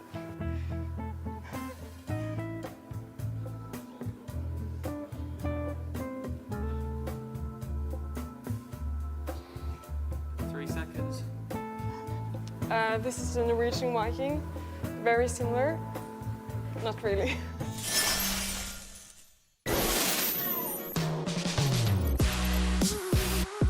然后我说冰感觉，因为很多人认为就是要是在冰场，要是特别凉的话，冰会好，但是其实也不是这么简单。没有两个同样的冰感觉。Yeah, ice conditions change a lot. I like it best when it's very grippy. It feels more natural to me to lean hard, turn hard. It feels stable, it feels safe, and some rinks are more fast, less grippy. Need some more finesse in the skating, which I like the challenge, but it's not really my style. So some ice is like a lot more grippy, but it can be slower. So you can feel more comfortable in the corners, but you're not gonna have the fastest times. Where the faster ice It's not as grippy, but it's super glidey, and you can feel comfortable going out in the front of a race and not getting tired at the end and getting past. It's kind of being on different bikes. Some bikes, you just, whatever you do, you don't make speeds. And a good ice is just like, oh, this is a good bike. I make speed so easily. And then the grip, you take corners and you just feel like, oh, I can just do whatever I want and it'll hold me. You need to adapt your blades maybe. You need to adapt your positioning into corner because it's not the same as you place you trained. But that's why we have those trainings before. Yeah, the ice can definitely change during the weekends and change from morning to afternoon. Round after round after round, you know, you skate always on the same track, so the ice kind of get worse throughout the day, but people that take care of the ice are pretty good, so they always try to give us the best ice possible. So, Tyler, the various international competitions sees these skaters in different facilities. Now, the average viewer might just think ice is ice, but what are they facing out there when they're in different facilities? Well, there's so many different factors that contribute to the ice conditions. How hot is the air temperature? How cool is the ice plant underneath? How soft is the ice? Is it rutting quickly? Is it very hard? And is it chippy? And one thing that skaters are managing is adjusting their blades, their bend, their rocker in order to accommodate to those ice conditions so they can perform their very best, feel incredibly stable on the turns, and not be breaking out as they go through the corner. Plenty to watch for over the course of any weekend in short track.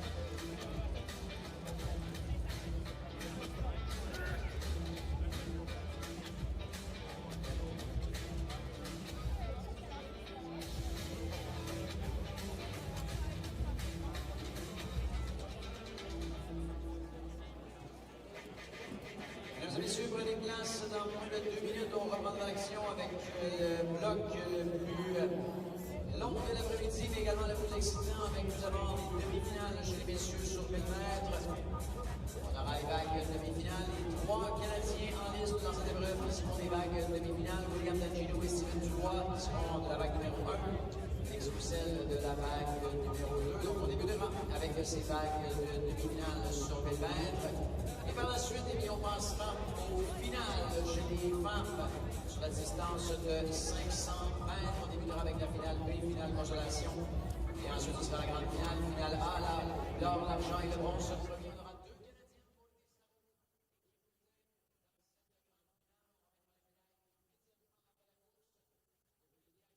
The 1,000 meter speed final, the women's B and A final. Il s'assurera immédiatement les vagues de finale B et A pour les 1000 mètres chez les messieurs et on complétera l'après-midi.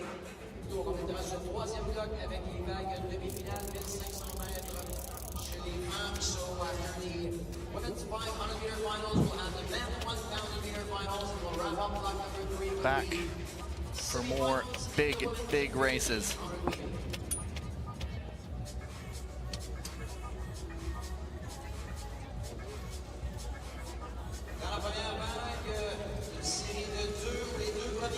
So the 1,000 meter men's semifinals coming up.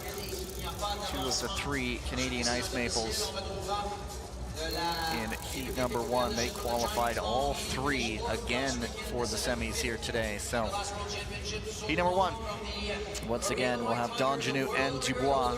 Roberts Kreuzberg's there. They were 1, 2, and 3 in their quarterfinal heat. Huang Daihan and Sun Long also here. Top 2 moving on to the finals, and a maximum of 1 third-place skater going on.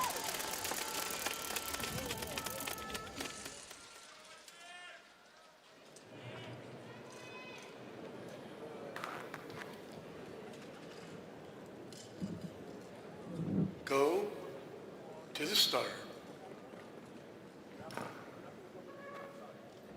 Ready. Kreuzbergs and Donjanu battled for the lead in the last round. Dubois was not able to find a way past the big Latvian. This time he decides to get around him early.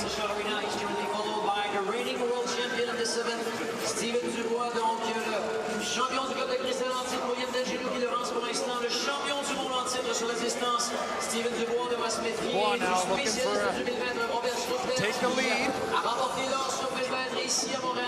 A lot behind him as Sun goes up into 3rd and Kreuzberg's drift to 4th, and Donjanu with an excuse me sir up the inside to take the lead. Still Ice Maples 1-2. Kreuzberg squeezing into 3rd position. 4 laps to go here. Just progressing every single lap.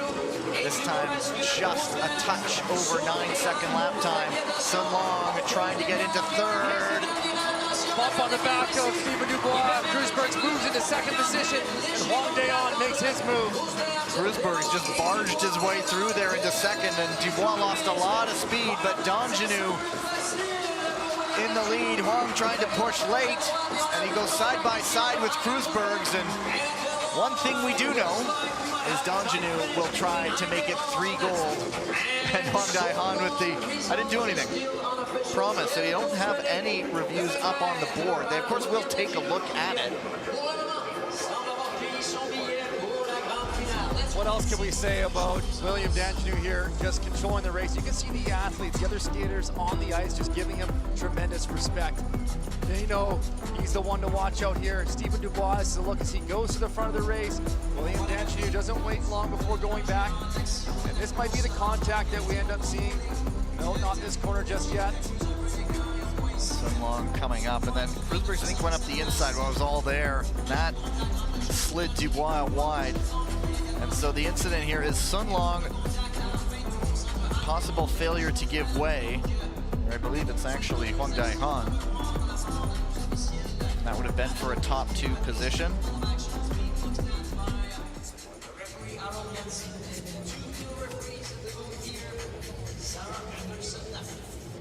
Well, the late lunge from Huang Daihan in that corner.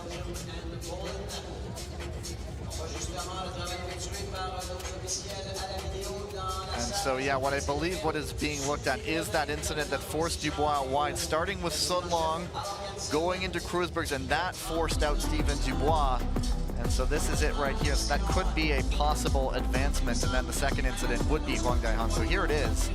Well, it starts with Sun Long. Maybe it kind of looks like he's making a bit of a shift from outside to inside to out, sorry, on Kreuzberg. That starts the contact, and then kind of a domino effect. But again, another look at that tight inside move from Huang Daihan on Kreuzberg, the finishing corner. But William Donjanu doing it with ease out front, staying out of trouble.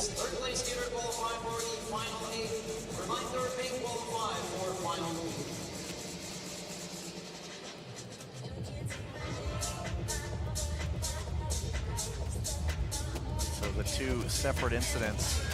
One, Sun Long going into Kreuzberg's, and that dominoed into Dubois, and then the second one was Hwang Dae-han on Robert Kruzberg. That one has been cleared now, that second incident, and so they did look very level round that corner and both kind of reaching across each other a bit, but Kruzbergs then went out wide. Our referee, Harold Janssen.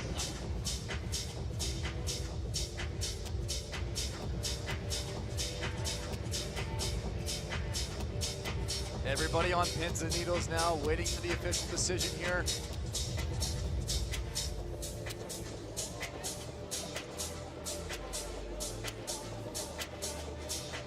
Sun Long also waiting to see what fate awaits him. Hwang Dae-han potentially heading back to an A final. He was silver behind his teammate a week ago in the 1500 meters. But now we Final decision, penalty number 9 from China and an advancement for number 4 from Canada. There you go. So Sun Long, that was incident number 1. To the A final. So failure to give way here. And so, yeah, we just watched the fall of the dominoes. Kruzberg's a bit in front there. There's the contact, and then Kruzberg's goes into Dubois.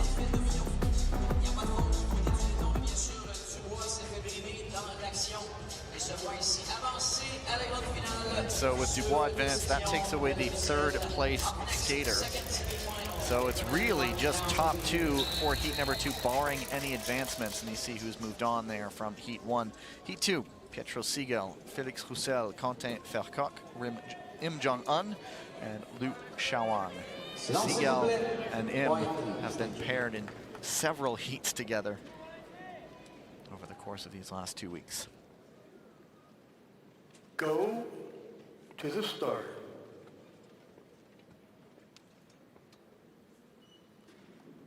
Ready. And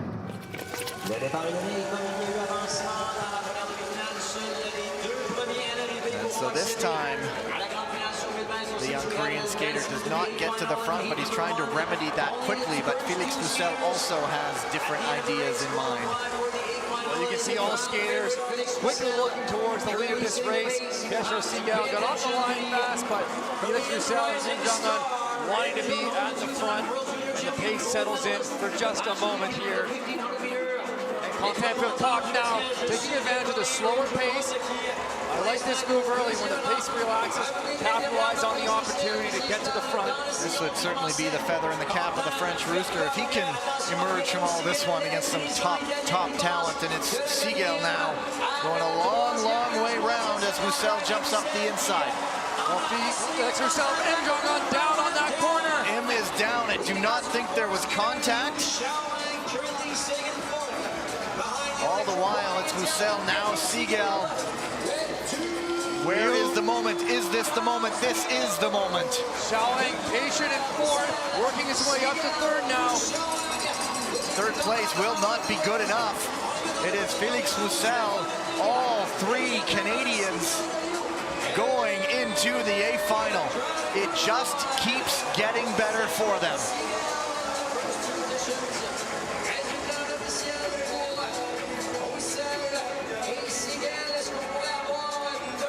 And a bit of a return to earth for Im Jong-un this weekend after something of a weekend to remember a week ago.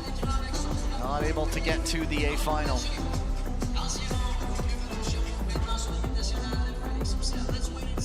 Well, here's a look at the early moves at the start of this race. Im Jong-un just jumping outside to inside. Quentin Vercoq jumping to the front. Move here, the response from Felix Roussel. He feels the pressure of Pietro Siegel on the outside. He knows he's going to be going with speed, so he jumps up the inside in response to get to the front. That was a critical move in this race. And there you see the left foot of Im Jong-un just losing contact with the ice as he goes down to the boards. And a good win for Felix Roussel. Not enough for Liu Shaoan. He'll go to the B final.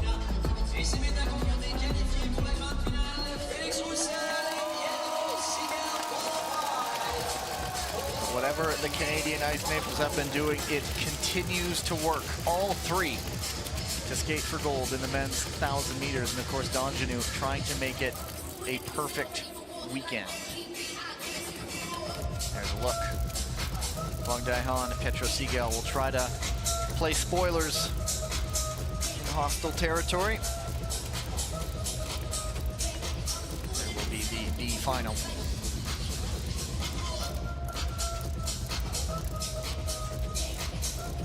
Women's A final, or B final, pardon me, in the 500 meters up first. Skaters are already lined up. They'll get the soft introduction. The big showtime one will come for the A final. They've been whistled to the line, so Michelle Velzebort, Chae Min-jong, Zhang Chutang, and Wang Xingwan will be introduced individually.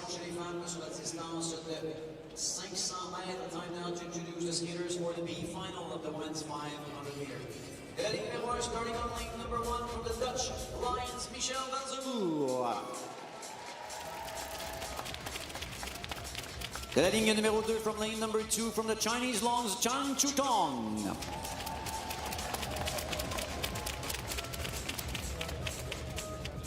Et de la ligne numéro 3 from lane number 3 from the Chinese Longs, Wan Chinang.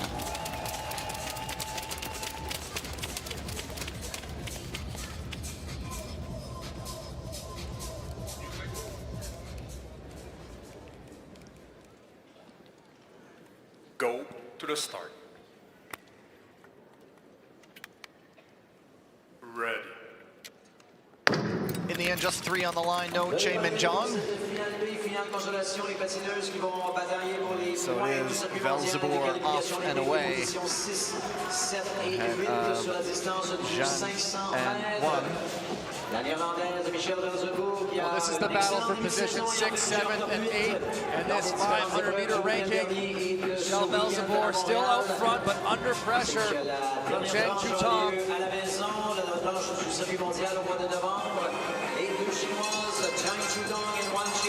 And there is the move for the lead. Well, not quite. It's Michelle Velzebort who will go around and take the B final, pretty much wire to wire. There was that one moment where Zhang Chutang was looking up the inside for a pass, but having to back off, and little to no drama on that race. But things are about to heat up. I'll say, what an A final we have coming up. After this, Tyler will have to hustle down again, and then we'll be back up for the men's 1,000-meter finals. And then we get our final flood of the day. I believe that's the schedule. It's always sort of in the back of my mind a little bit. So yes, 500-meter final ceremony, and then the men's 1,000-meter finals. And maybe around the world. Velzebort takes the B final, as Tom mentioned, 6th, 7th, and 8th. Chae will come in 9th by virtue of her D and S in the B final. And A final on your screen. Time for the introductions. After we see how they got there, they'll show you how they navigated the brackets to get to this A final.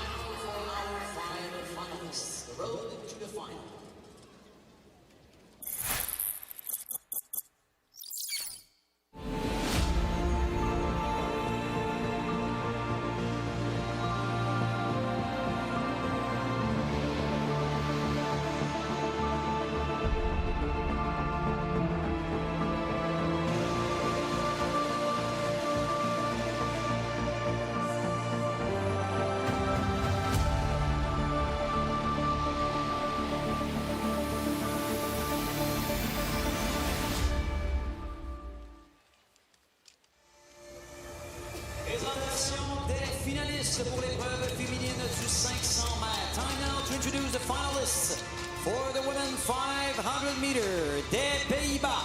From the Dutch Lions, the 3-time 500 meter world champion Sandra Velzebort.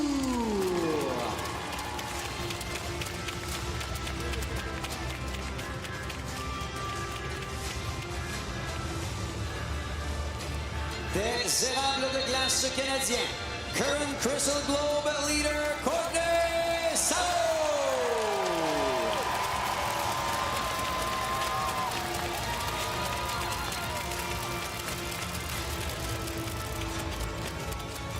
Des États-Unis, representing the USA Eagles and reigning Crystal Globe champion, Kristen Santos Griswold.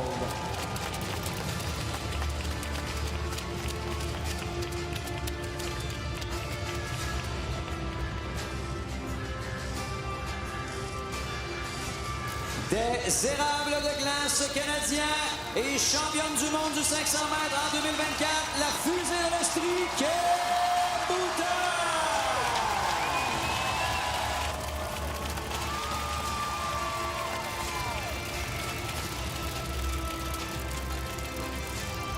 Et des États-Unis, representing the USA Eagles, Corinne Stewart.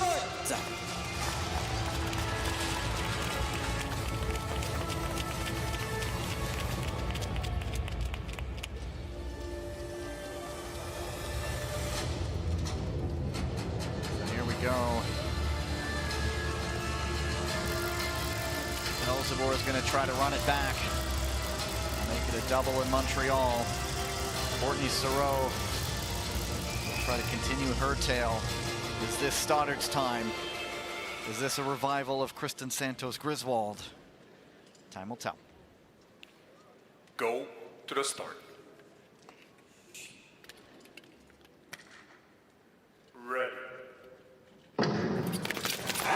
So Boutin off like a shot, but Velzebor had position one, and she takes the lead off the start. Courtney Sauer able to move back up the inside of Kim Boutin into position two, and now she's on to track down Sandra Velzebor, who's flying off the lead of this race. Two crossovers in from Courtney Sauer. She's flying out there, setting up wide on this corner entry, looking for the inside pass. She is going to make it stick just in time for the bell. The door is open. Velzebor battles back, retakes the lead. She has the two Ice Maples behind her. The Eagles also there. Velzebor is going to run it back and do it again.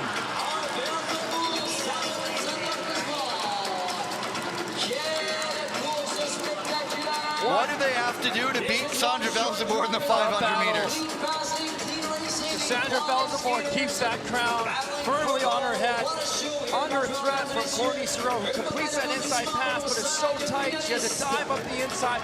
Couldn't hold the exit. Sandra Velzebor comes right back.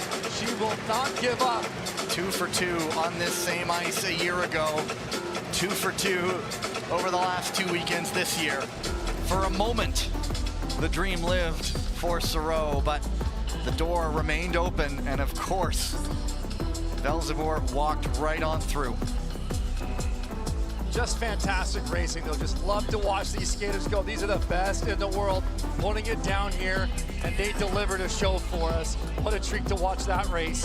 Here's a look at that inside pass. Sauer was very tight. She couldn't get any crossovers in, losing her speed, losing her footing there. Cassandra going right back, attacking immediately. And Kim Boutin, she gets up in a great position on the outside, but she can't make it stick. Santos Griswold takes advantage of that, shooting up the inside to the finish. In the end, it's the Crystal Globe winner from last year getting her first medal of the season. And as we start to build for 2 weeks, or a couple weeks from now, Santos Griswold, is this her time to enter the discussion? Velzebor gold, Sauer silver, Santos Griswold in bronze. Gold, Sauer silver, Griswold in bronze. Wasn't able to compete much at the World Championships. A hard collision with Danae Blais. Sidelined them both, and then preparation sidelined a little bit with a fracture of the collarbone. So Santos Griswold has spent a few times on the ice and into the mats over the last 2 weekends here in Montreal, but ending on a positive note.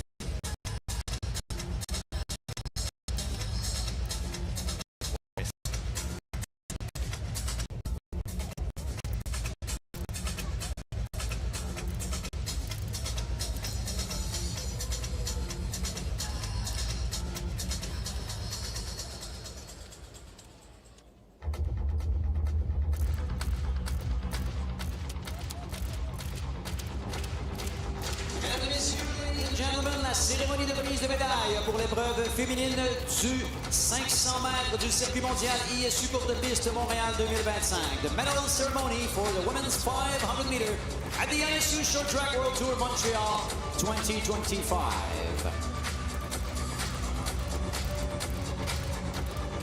Les médailles seront présentées par the medals will be presented by the assistant referee, Mr. Don Fiorenza.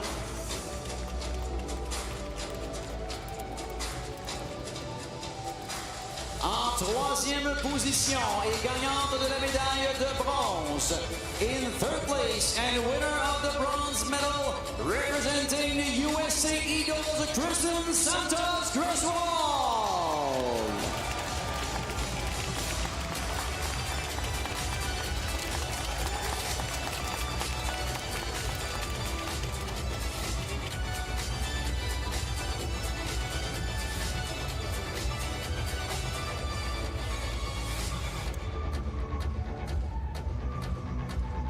Tristan Santos Griswold.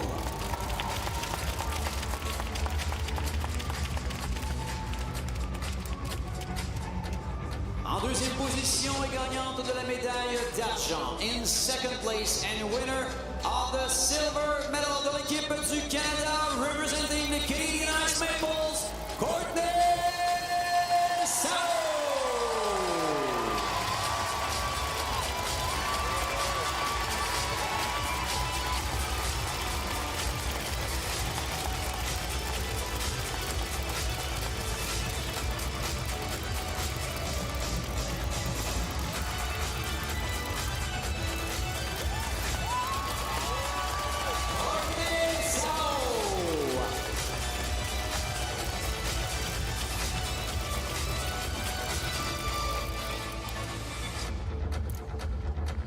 Première position et gagnante de la médaille d'or. In first place and winner of the gold medal, representing the Dutch Lions, Sandra Verzaboe.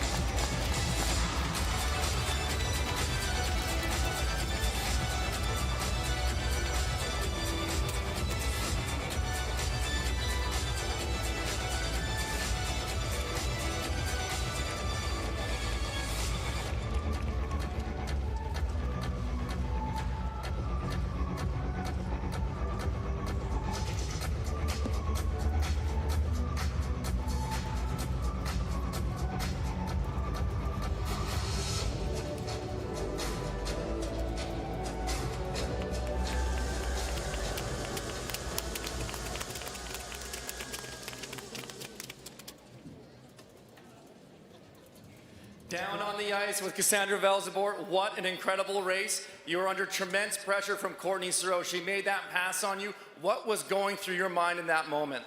Yeah, I tried to block, but that didn't work, and I was super happy that I could take it back, and I felt them breathing in my neck, so yeah, it's exciting to win. Well, that was an incredible pushback and fight from you to win that race. Is there anything you want to say to your friends and your fans back home?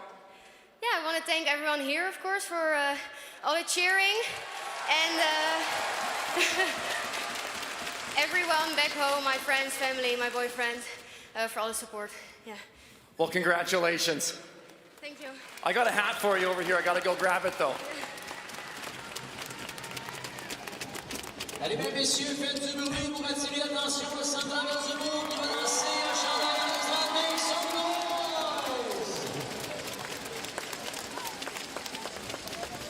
Still more to come here before we get into the next ice flood. as we look back at a memorable 500-meter final.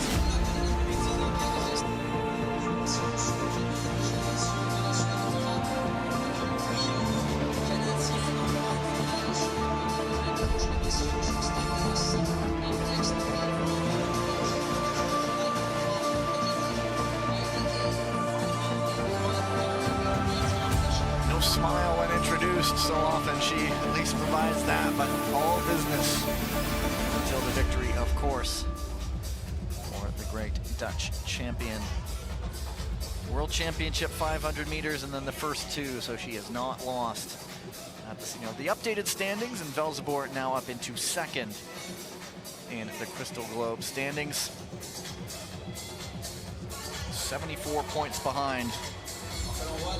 Weekend, there's still an event in the 1500 as well. This will change again. Corin Stoddart in third, 100 points back of Sereau. Santos Griswold there, creeping her way up. That's in the 1500.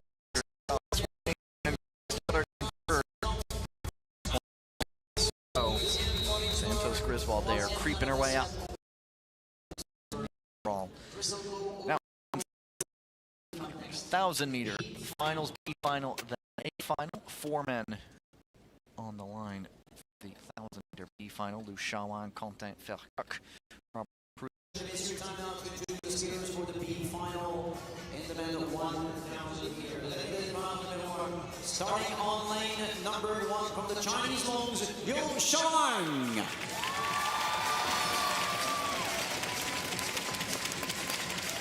La ligne de départ numéro 2, representing Chawan.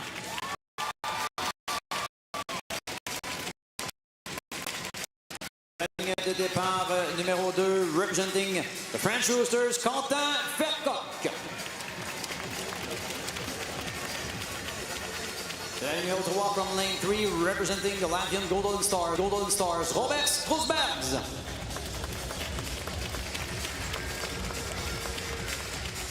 Et dans le numéro 4, on lane 4, representing the Korean White Tigers, Rim Jong-un.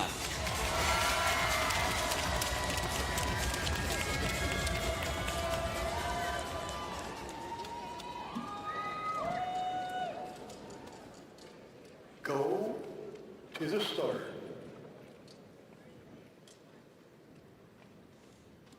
Ready. Positions 6, 7, 8, and 9 in the men's 1,000 meters. A week ago, it was him and Lou who were both on the podium, silver and bronze respectively. The racer's going to race and they'll want to win anything they enter, and so they will want to finish individual competition, pardon me. Both on the podium, they will want to finish on a positive note. Lou, Krusbergs, and Fercoq. Korean rising star Rim Jong-un, who won gold last weekend in the 1,500 meters. Watch to see if anyone tries to make a move to take the lead. Well, it's a little bit slower because we know it's going to go off quickly. Here comes Lou Chawan. Here comes Lou Chawan. Banayak for Krusbergs. Trying to go up around the outside or just taking a look up there Race on was him. accelerating as he was going to make that move. Now Im Jong-un up the inside to the lead. Krusbergs up the inside in his second position. 2 to go. Fercoq trying to get up into third and is there as Lecoq trying to get up into third and is there as Lou slots back into fourth. And Im Jong-un wasn't able to make an A final this weekend, but looking to polish off the B final. Krusberg's going to make it close. He goes down.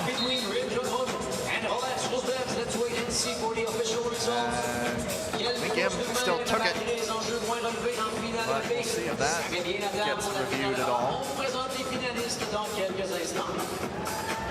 So often Krusbergs, I think that might be the first time he went down going shoulder to shoulder with somebody or going up against somebody, and it was the young 17-year-old who did it. He was fine, of course. They're all quickly getting off the ice. Well, to the first 4 laps this race, it was quite relaxed, but Kim Jong-un just finishing with tremendous speed there. The last 2 laps, both 8.3s, flying out there. Those results are official, so Im Kreuzberg. Those results are official, so Im Kreuzberg's Verkak and Lou, a good result for Verkak and Lou, a good result for Quentin Verkak. Usually seeing him maybe at his best in the 500 meters, but I believe that might be his best result of the season so far. Well, 8th place finish is just tremendous points for Quentin Verkak as he looks for that Olympic berth. How's that for a photo context? So with that fall in particular, they're going to have to take that context. So with that fall in particular, they're going to have to do some ice repair.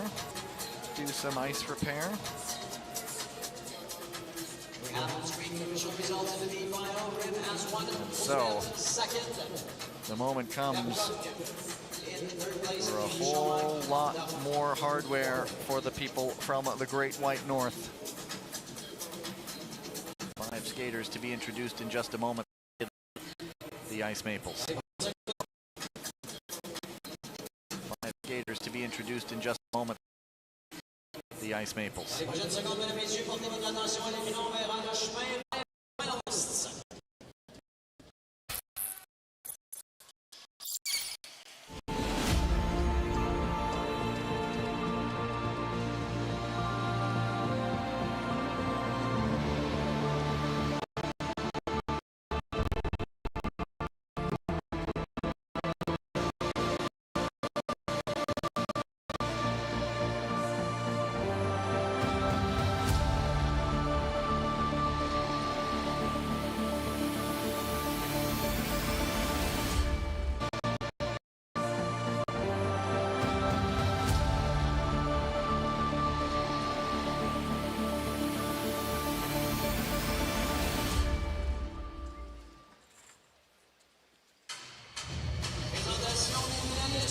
Masculine du 1000 mètres. Time now to introduce.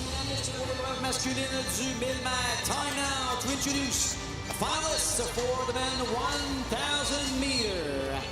Des érables de glace canadiens, l'orgueil de Sherbrooke, Félix Roussel.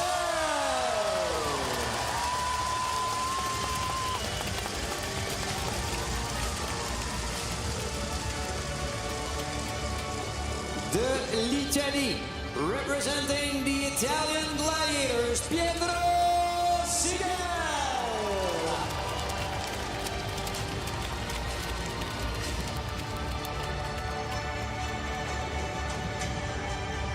Des érables de glace canadiens, champion de titre de gueule de cristal, canadien William Dartu.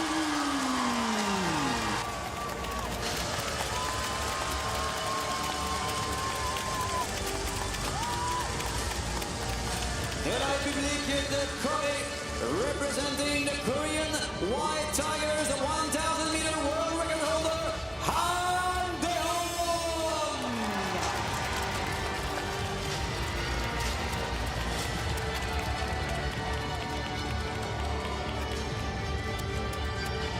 Et des érables de glace canadiens, champion du monde en titre de la distance, Steven Dubois.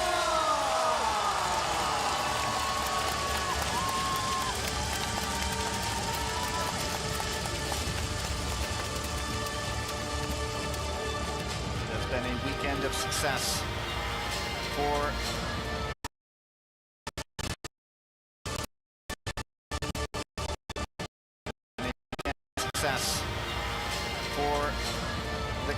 the Canadians. And a chance here to end the final men's individual competition with perhaps their most stunning accomplishment yet. The spoilers will try to be from Italy, Korea. Sigel, he won this last weekend. Han Dae-hong, a silver.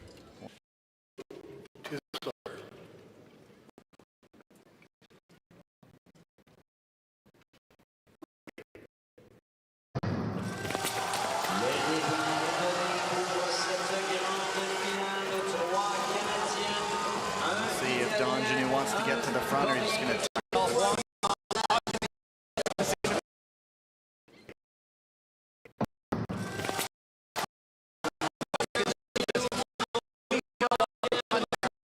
Race from the back.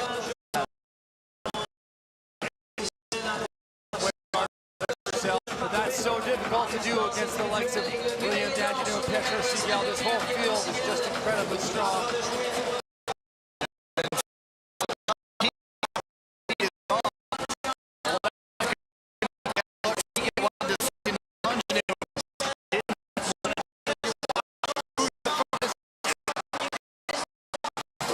Now everything is going to be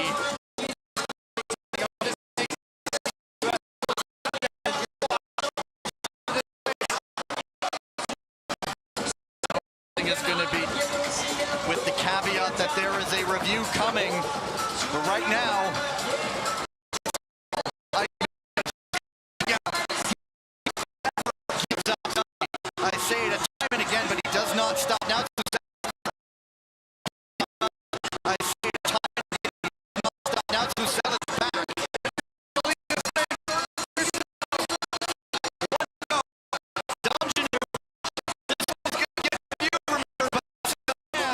Who is taking this sport to new heights.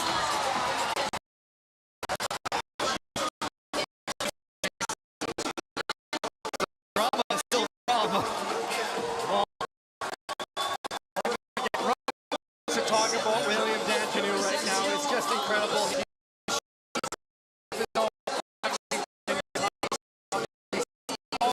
Himself in the right position. He's always battling it out, never giving up. Always battling it out, never giving up.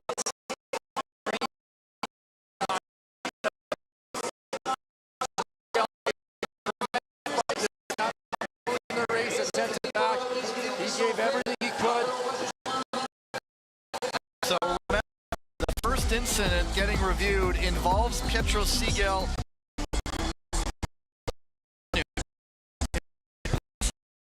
Outside to in on Donjanu not long after this, or inside to Awasi.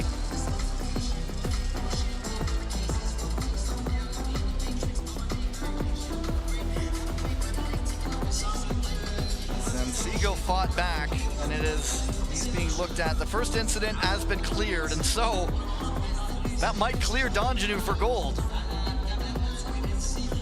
The second incident is on Segal for a possible illegal late pass.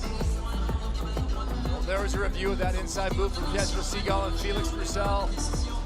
Jumping up the inside, and we're waiting for the official, but has William Danjanu done the triple?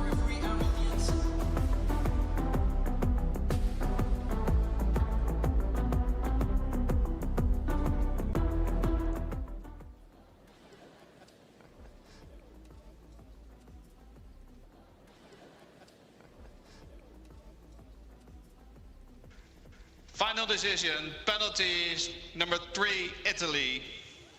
And so, penalty for Pietro Segal. Huang Daihan hit silver, or bronze, pardon me. Silver to Steven Dubois, and for William Donjanu. William Danjanu has done the triple. It's just incredible. Every single individual event this weekend, he takes the gold. You'll have to talk to him again, and you'll have to figure out something to talk about. It just continues, doesn't it? Segal, not terribly happy, his coaches as well.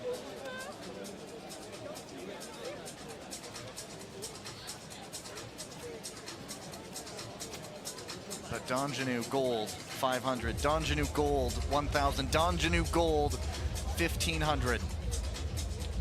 A historic weekend for the Canadian Ice Maple, the Crystal Globe winner. What more is there to say?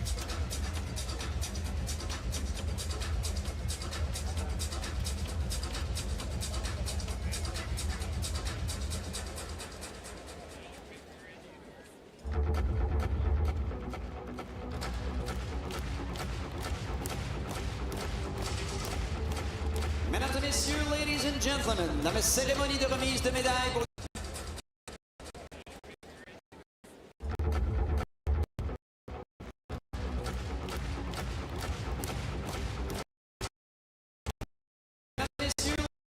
gentlemen, la cérémonie de remise de médailles pour l'épreuve masculine du 1000 mètres du circuit mondial courte piste ISU Montréal en 2025. Medal ceremony for the men 1000 meter at the ISU Short Track World Tour Montréal 2025. Les médailles seront présentées par, the medals will be presented by the referee, Mr. Harold Janssen.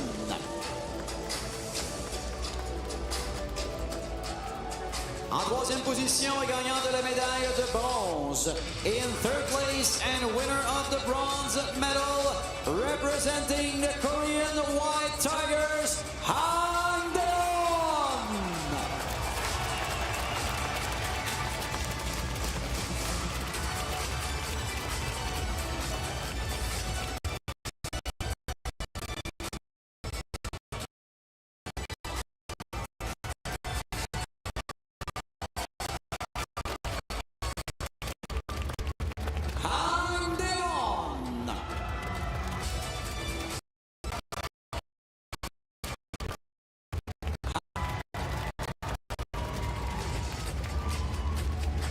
En deuxième position, gagnant de la médaille d'argent. In second place and winner of the silver medal, représentant les érables de glace canadien, Steven Dubois.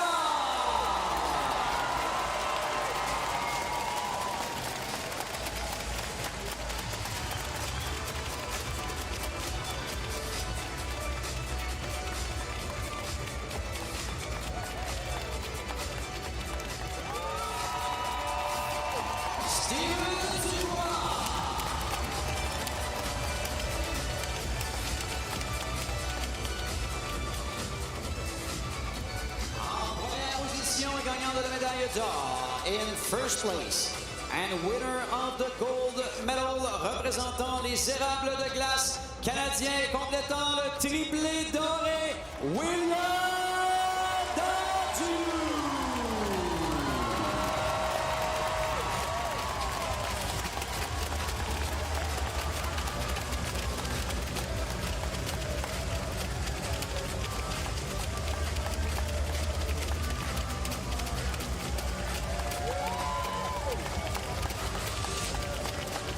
Canadien volant, William Dantu.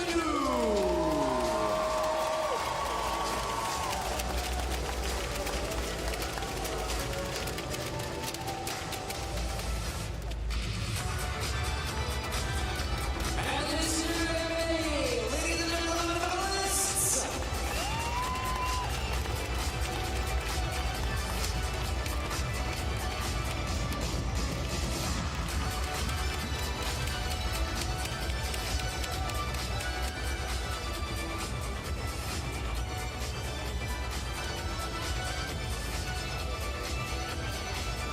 Au cours du usage pour nos trois médaillés, comme vous avez maintenant compris, la routine est bien entrevue avec le médaillé d'or, William Dantu. Assurément des souvenirs également qui seront lancés dans les estrades. Heading into an Olympic, skaters love to make statements to the rest of the opposition.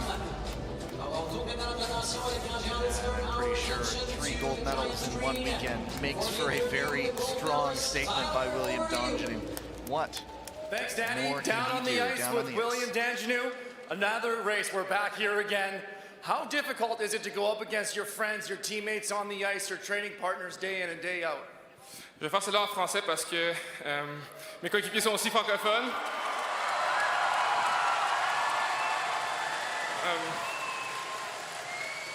C'est réellement un honneur de patiner avec eux à tous les jours et ils me poussent à me dépasser à tous les jours aussi. Je ne peux pas être trop émotif, mais ça me touche vraiment de pouvoir partager ces podiums-là puis ces courses de haut niveau avec eux, des personnes que je respecte beaucoup. Ça me touche aussi le travail des bénévoles qui est fait constamment dans ces compétitions-ci. Donc, qui fait constamment dans ces compétitions-ci. Donc, je suis vraiment ému en ce moment. Puis merci beaucoup de m'aider à me montrer.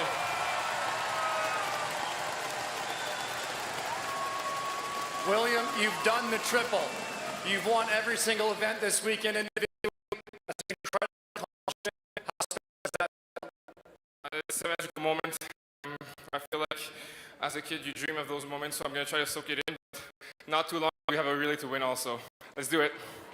Congratulations, that's one for the history books. Here you go. Still one to go. Another one would just blow the roof off this place.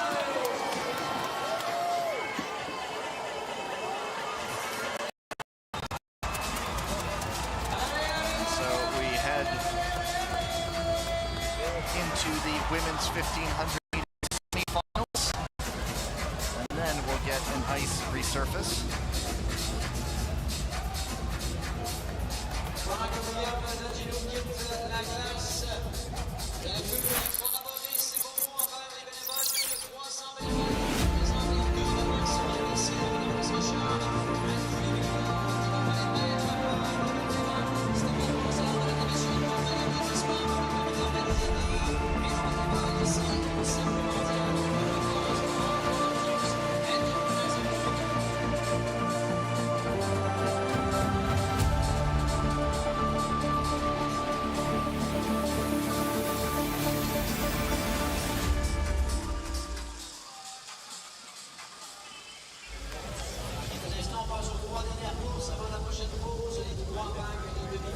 Updated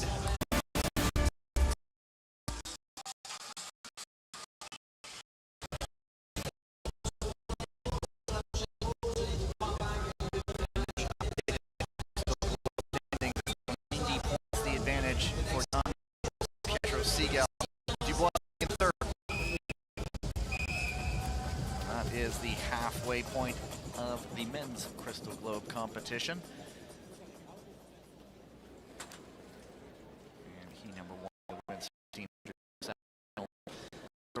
Seagal, Hidai,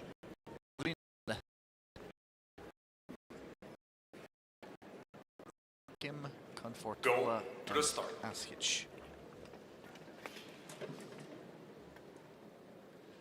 Ready.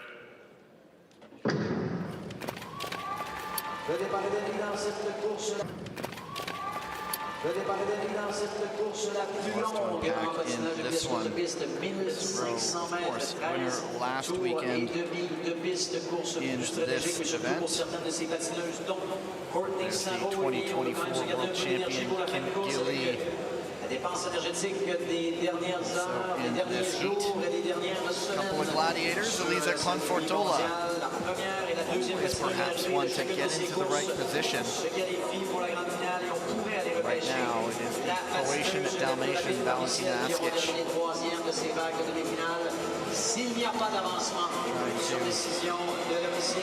Change the script for what is expected, but now for what is expected, but now Kim Gilly first year to start to pick it up. Thoreau perhaps reacting to that danger, being right on the tail. Now Brunel getting to the front. Well, this move from Florence Brunel is making the rest of the pack respond. The pace is picking up, and Elisa Confortola making the rest of the pack respond. The pace is picking up, and Elisa Confortola moves to the front of the race. Hidai Ami slotting in behind Confortola. Brunel in third. Kim Gilly and representing the 7 laps to go. Let's keep an eye out for Kim Gilly and Courtney Thoreau back in positions 4 and 5. Here comes Kim Gilly. Brunel, an interesting element to this race. She has World Tour success, but it's in the 500 meters. And there's still now 5 laps to go, and so how much longer can Brunel stay at the front? Thoreau now attacking on the outside. She's done so many races this weekend. You've got to think that's adding up on her. Oh, there's been nothing stopping her so far. And certainly fatigue will try, but at the moment, Thoreau's winning that battle. And now 2 to go, and it's a constant battle. Thoreau a lot of time around the outside. This time, she makes that move to the front, and Brunel up the inside. Kim goes down. The door opens for Confortola. And she will push. I think Confortola takes it. Gets it at the line. Courtney Searle was putting in a tremendous amount of work on the outside of Kim Gilly, not giving an inch there. So it is Brunel who is going to be looked at for an illegal late pass possibility. I mentioned Confortola, though she's not one who we're always going to talk about so much, but she gets into the right spots. Well, I think, Confortola, did she have to even go through the repechage this morning? Trying to think back now, we've had so many races that we've covered. A while ago. Let's see, she did start, I think she did. I'm going to pull it up here. No, she didn't. She did not through. Today. Yeah, it was another event. We get a little cross-eyed when we do so many races over a weekend. But just waiting for her moment, and then the drama unfolded in front of her and timed it right, and then took the heat. So Brunel did cross the line third, but that moment is what's getting looked at. Confortola, a good shot to the line, hooking it up the inside. So it looks like decisions have been made. They're punching in the results. And there you go. It is by 12 thousandths of a second. Lisa Confortola off to the A final. She picked back. Final penalty number 8 from Canada. And an advance.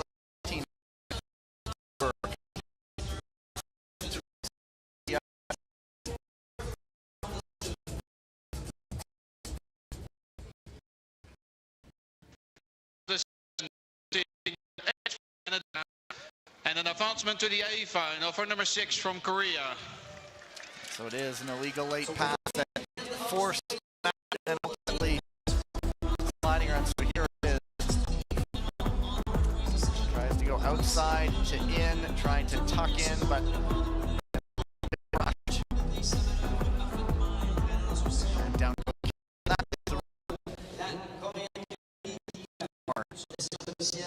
semifinals to come. So Confortola and Soro are through. Pardon me. That penalty will remove. Confortola and Soro are through. Pardon me. That penalty will remove Florence Brunel from getting to go to the B final.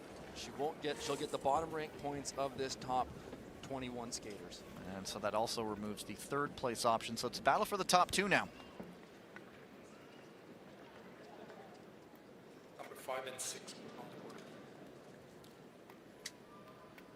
Go to the start. And 6 on the board. Go to the start. Ready. So, yeah, no worries about time in this one anymore. Just look around. It's those 7 battling for 2 spots. There's Gung Lee, Sandra Velzeboer, Kristen Santos, Griswold, Chloe Olivier of the French Roosters, Zhang Chutang, the Chinese lungs, Gloria Yoriati, and Young Jingru, the Chinese lungs. So 3 Chinese skaters in this one. All 3. You're only allowed to enter 3 skaters in each distance. Santos Griswold now. Might the expectations be mounting? You got the 1 medal behind you.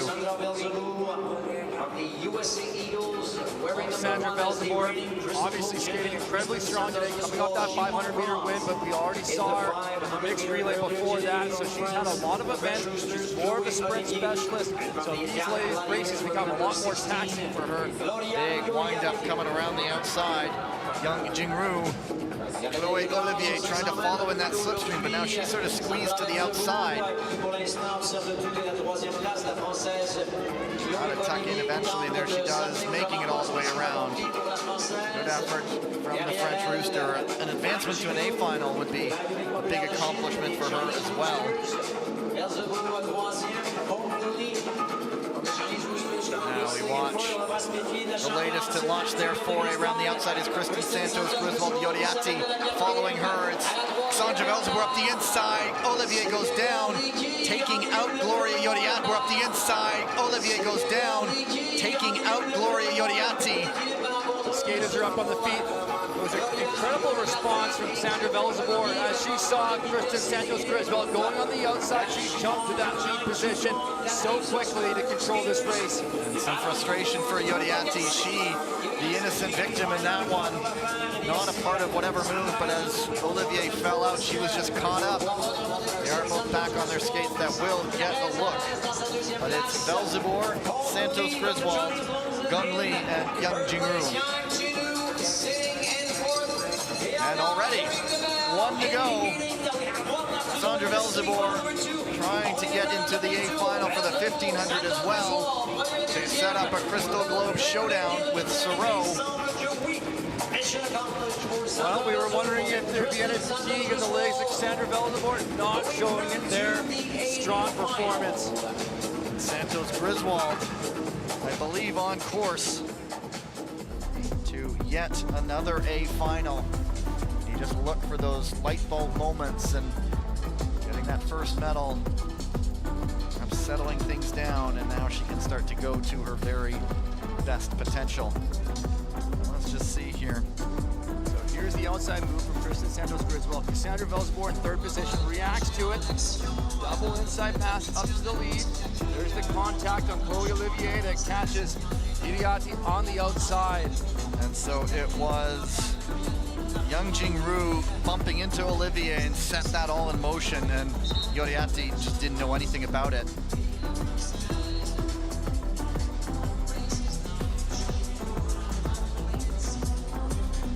So the results we still have listed as unconfirmed. I think they might have also just been waiting for all the skaters to finish who had gone down, and now they'll head to the video board to take a look. For a moment, they were heading to the middle of the ice, and I thought, but the results are still unconfirmed. Down, now they'll head to the video board to take a look.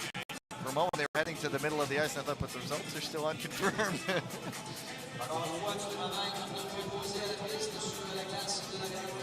And so it's a possible lane change on Olivier from outside to in, so she would have been leaning in, setting off Young to go out into her. But close quarters, they'll have all the angles to look at it. This is it. We'll watch Chloe Olivier was in position one going into the corner.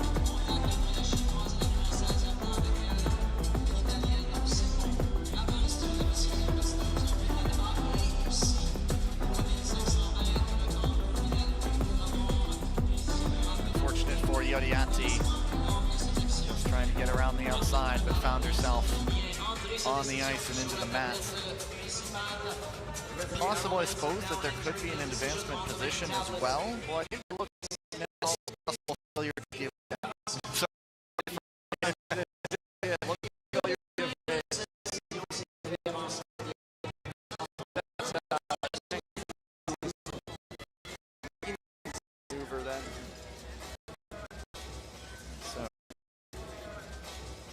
So they have rendered their verdict.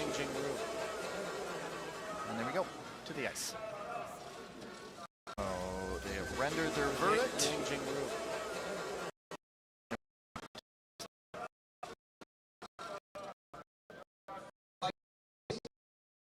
Final decision.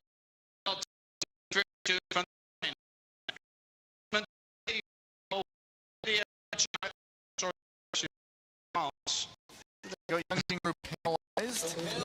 Olivier will go to the A final.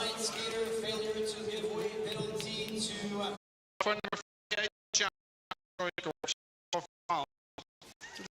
Jingru penalized.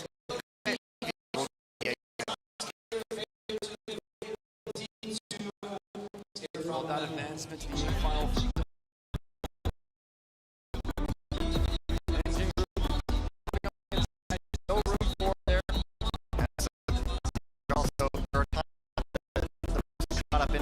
As well, but Yodiati was just not in those as well, but Yodiati was just in those, so no advantage for her.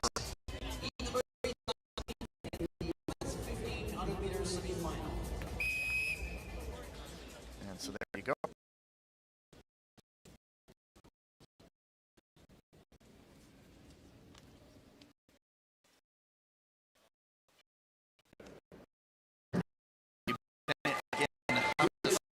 Chae Min-jong, No Do-hee, Michelle Velzeboer, Corin Stoddart, and Gabriela Topolska. And so a lot of skaters who have done this 500 meters, and so you look at someone like a Hana Desmet saying, she's the fresh one. Yeah, not in the mixed relay either earlier this afternoon. And several of these skaters were. So again, no worries about third place time. Topolska. No worries about third place time. Topolska marking Hana Desmet, knowing that she can pick things up. Already a big pickup in speed. Topolska on the outside.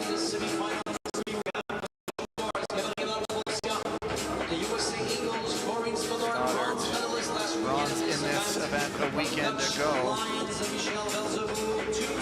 Well, the first 7 laps of the 1500 meter, skaters so often just try to better their position within the pack before the pace really picks up. Sometimes just making some small moves forward, as we see Chae Min-jong doing, moving to third position. Not big attacks, but just trying to better their spot before the race picks up. And now Corin Stoddart goes to the lead. Stoddart's first World Tour victory, first senior gold medal individually coming in the 1500 in Beijing last year. And Topolska, who was a bit of a revelation a week ago, has now just lost a bunch of speed. But it is, look at this, Stoddart, Desmet, and Chae. There's a lot of bumping going back in the pack. Michelle Velzeboer got pushed inside. There's a review coming. And now Desmet, once on the front, she can shift. She's got the comparatively fresh legs, but Stoddart never one to relinquish the lead easily. Keep an eye on Chae Min-jong in third. Now looking up the inside of Hana Desmet. It's a tight entry. Desmet holds on. Desmet stays on her feet. Boutin now perhaps sensing an opportunity, but it is Stoddart at the bell. Desmet has to find something to close that gap. Chae Min-jong in second. But Corin Stoddart, well, looking like she will go to another A final.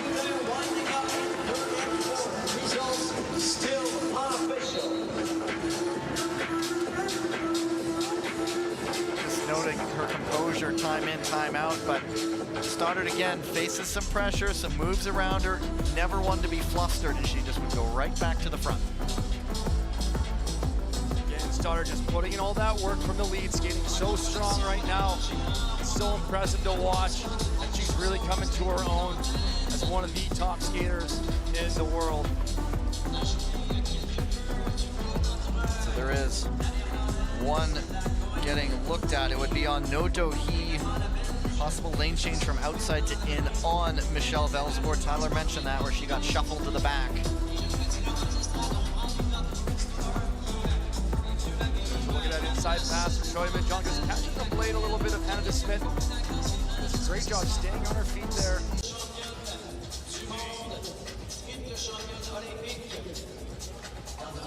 Also, there is also possible contact from behind, as it all was coming together at that one moment. Desmet on Topolska. So that one yellow marker that you had on the corner of your screen, it carries a lot of weight. There's a lot that they're looking at for one incident.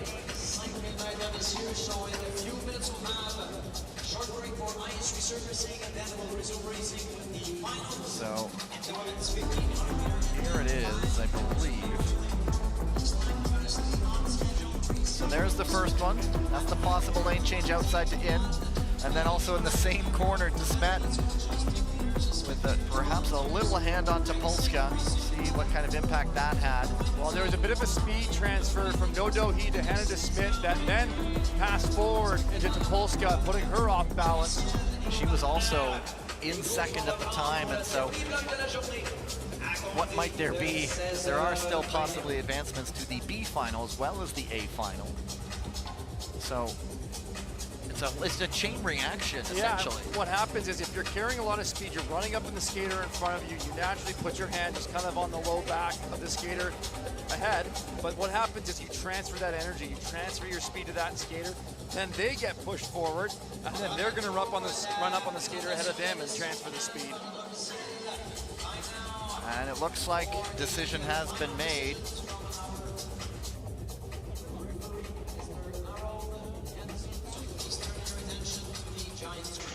Final decision, penalty Korea, number 80, and an advancement to the A final for number 33 from Poland. And so there you go. So it was just this domino effect started by No Do-hee going in on Michelle Velzeboer. Tyler talked about the speed transition to Hannah De Smet. She goes into Topolska. Not really anything any of them could do about it. And Topolska being in second place, there she goes into the A final.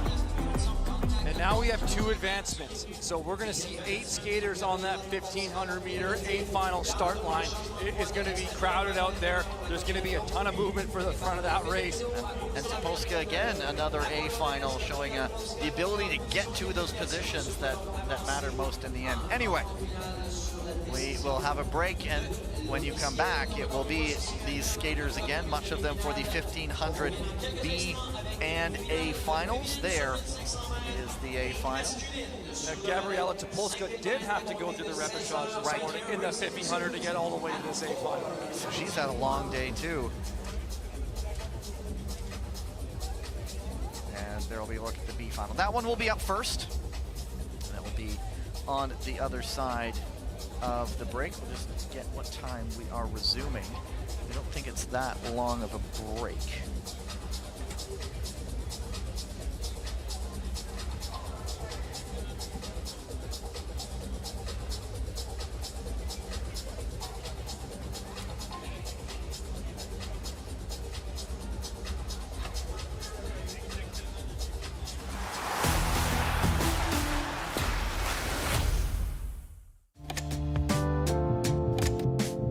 Yeah, during off season we went to Paris. It was really good. It's a very nice city. It was my birthday present and it was super fun. No, it's important to switch from the season to relax moment, and yeah, I went in Paris for chill and see some different city, and yeah, Paris was really good.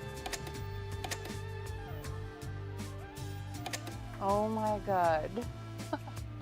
Oh, that's a big story. No, it's not actually, but I went to Costa Rica with my boyfriend because he's half from there. And we went on this little hiking and there was monkeys.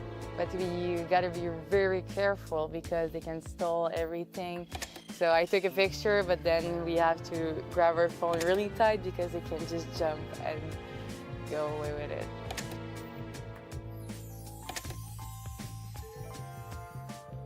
After World Championships in China, I stayed there for another 2 weeks. And there was one place I stayed that offered photo shoots, and I was pressured into doing a photo shoot. And then I was pressured to do some photos with my medal, and that's one of the results. I only wanted to do it if I could wear the pretty dress, so. Oh yeah, so that was actually this summer in St. George, and so we were just there for a bike camp, and it was really fun, really hard, but really fun. So I think that was one of the hardest bike rides that we did, and so trying to fight through the pain and hopefully get a nice picture. 제가 좋아하는 야구팀인 기아 타이거즈에서 시구 요청을 받아서 시구를 배우는 장면입니다.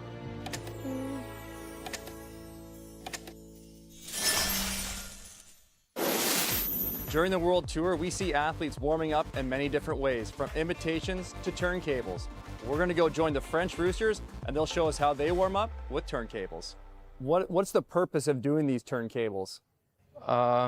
We are doing that to get the feeling and the lean that we can't have without holding someone and without speed. Okay. So we can work on it outside of the ice. So you can slow it down off the ice? When you're doing it with the cables, it's a little bit slower? Yeah, it's slower, so we can work a bit more technical. Okay. And I think this is the only way to work the lean outside of the ice. How often would you be doing turntables like this during the week? Is it every day or is it just specific times of the week? Yeah, it's. I think it's almost every day for each of us. During warm-up or during training, we can do it because we can have some feeling that we. That you get on the ice? Yeah. Yeah. Okay. When you're going for that feeling, like how does it feel like as you're pushing down, like the pressure that you're getting? Does it feel like, is it light, is it heavy, or can you change that? If she wants to work on the power and the push, I will hold a bit stronger. And if she just wants to do some technical move, I will keep it like more smooth. Okay, a little less tension then. Then with your feet, like as you're pushing with the shoes on, are you trying to mimic how it would feel with your skates on? Oh, it's quite the same than on ice. We're trying to work like we have blade under our feet and to keep the pressure under all the feet. And when we finish the push, we just go in the front and... Okay. Thank you to the French Roosters for walking us through the turntables. All the best this weekend with the World Tour. Thank you.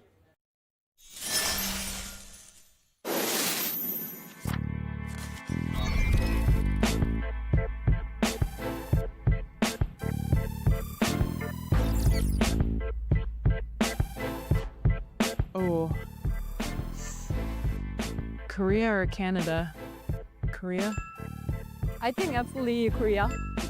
아, 올림픽에? 지금? 초? 그러게 나 모르는데. 차이나 아니면 중국 아니야? 차이나 아니면 코리아 아니야? 한국? 코리아? 오. Canada? Canada? No, Korea. Yeah, okay. I first think was Canada, then was Korea, but yeah, okay.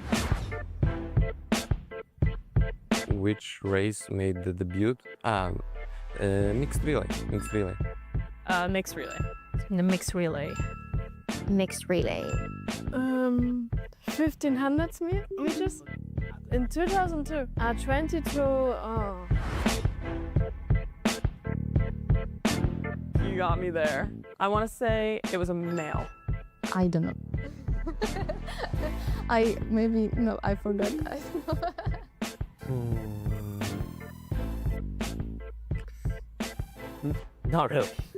Not really, kind of hard. Maybe Canada? Oh, really? Oh, yeah.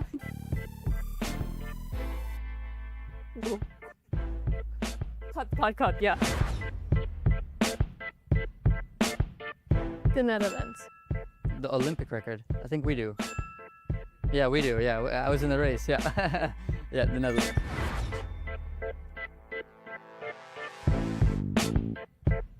Sounds a bit like high and strong in the end, but I don't know. Stronger, higher, faster in some order. Faster, higher, stronger. Maybe not the same order. Faster, stronger, higher. Isn't that like don't forget this right order, like higher, faster, stronger? Okay, that's not too bad. Maybe like togetherness, unity, I don't know, athleticism.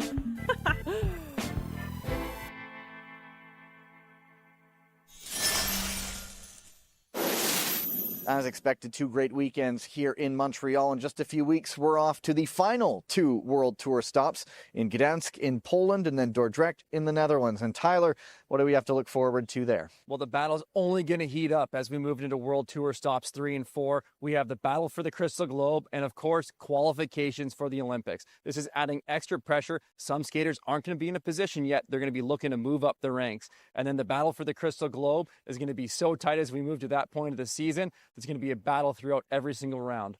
And so much to look forward to in the second half of November. The countdown to the Crystal Globes, the countdown to Olympic qualifying.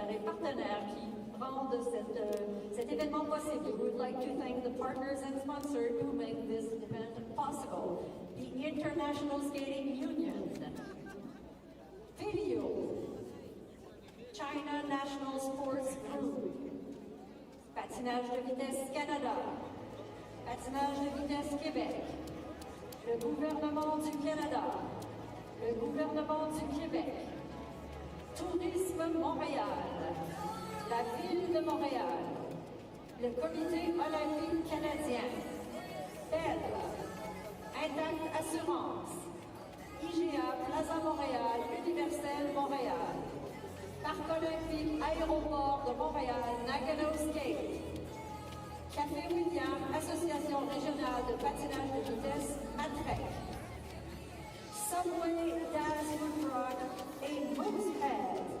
Merci beaucoup. Thank you.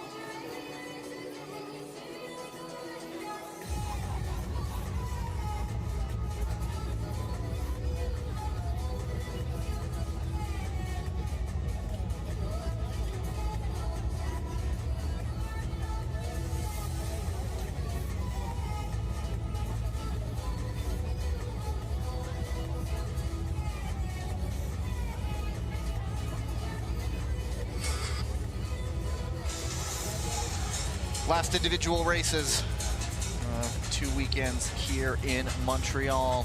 The women's 1500 meter finals, B final up. First 7 skaters on the line, and then in the A final, we were counting 9 will be on the line in the A final. It's gonna be, well, it's gonna be something anyway. It's gonna be action-packed. There's gonna be no shortage of drama in that final, I am certain of it. And he in the B final here, Hannah De Smet, Kim Boutin, Michelle Velzeboer, Gung Lee, Zhang Chutong, Ariana Siegel, and Hirai Ami. Should be noted, good skates for Siegel, who is not normally in this distance, but with Ariana Fontana out injured, here she is in the B final, one of the skaters introduced here. Number 1 de la ligne numéro 1 from the Belgium Ice Bears, Hannah De Smet.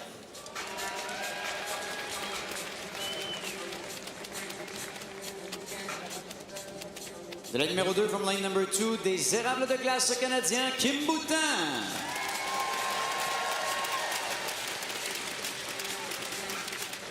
De la ligne numéro 3 on lane number 3 from the Dutch Lions, Michelle Velzeboer.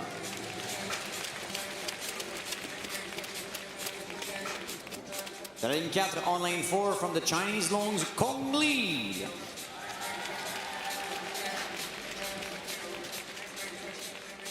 De la ligne 5 on lane 5 from the Chinese Longs, Zhang Chutong.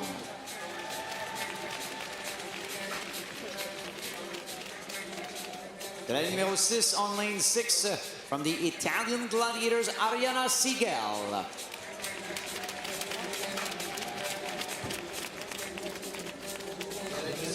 lane 7 from the Japanese Ninjas, Hirai Ami.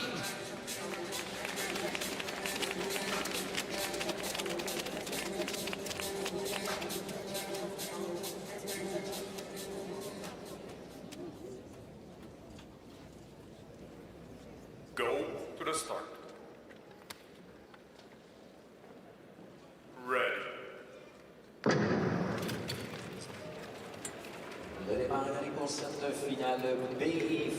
There's always a little smile when you get to a B final in a 1500, and like a herd of turtles, they're off.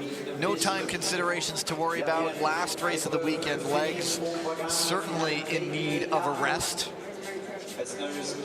These races somehow find a way. I mean, somehow they'll just get wound up so tightly with the slow starts and then just all released at once. Well, despite the pace being slow, some skaters are going to look advantage of taking over this lead of the race when the pace is at a snail's pace, so to speak. You want to move up while it's easy. You don't want to do the work when it's fast. And as we say that, skaters are starting to move forwards in the pack, starting to think about taking advantage of this situation before things get too heated. And like that, now you see the skaters getting down, starting to get some strides going here. Jean, along with Michelle Velsberg. I was just talking about Ariana Seagal because she wasn't supposed to be in the 1500, I don't believe. It would have usually gone to Ariana Fontana. And here she is making it to the semis and ultimately the B final. So creditable performance from her coming in. Coming in as the only unranked skater in this field. Here goes Kim Boutin on the outside. Pace has just gotten under the 11-second marker. Good move here from Kim before it picks up too much. A number of sprint specialists in this one. You look at the likes of Boutin and Velzebor. But still critical points on the line here. We're competing for 10th through 17th or 16th rather.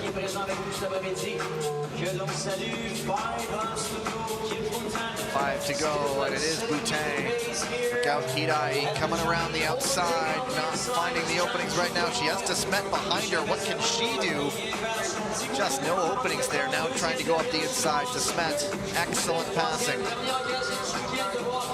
Well, now the pace is picking up. Those slow laps are gone behind us. The pace is high, making it increasingly difficult to pass. And Seagal winding her way through outside to inside. Just amazing effort by the Belgian Ice Bears. At the bell, up the inside. She's up into second on Velzebor. That's just been a passing clinic by Hana Desmet. Meanwhile, Zhang Chutong off the front and will take the B final. Great work from Zhang Chutong in the front of this race, keeping that pace high. You can see Hana Desmet originally looking to try to go around the outside, but the pace was too fast at that point to go wide, so she had to try to work her way up through the inside.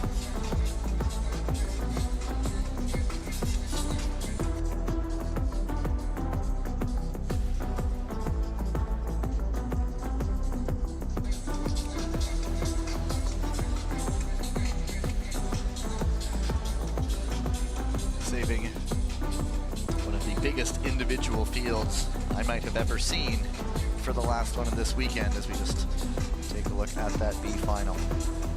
Well, here's a look at Desmet. She's first looking around the outside. There's nothing to be had there. Seagal jumps up, and then Hana Desmet now tight inside pass on Michelle Velzebor there.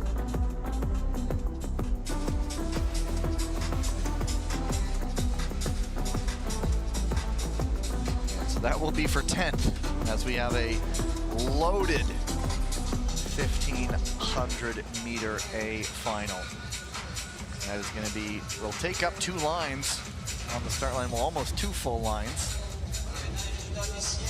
As you see, Zhang Chutong, Hana Desmet, Michelle Velzebor 1 through 3. Couldn't dash to the finish. Get those last few spots there.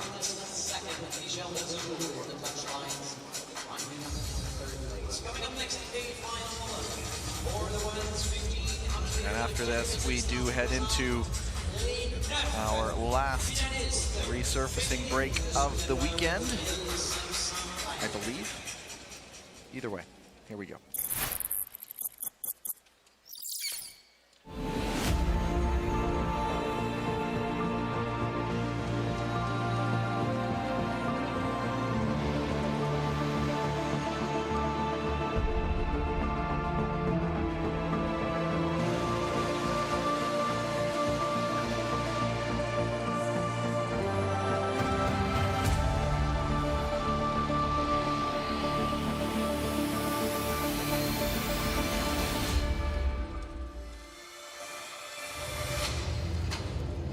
C'est maintenant l'heure de présenter les 9 finalistes de l'épreuve féminine du 1500 mètres. Time now to introduce the 9 finalists for the women's 1500 meter.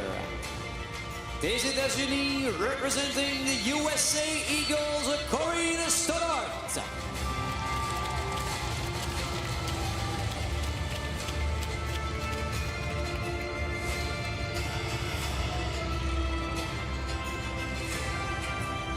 De la République de Corée, representing the Korean White Tigers, Choi-Min-jong.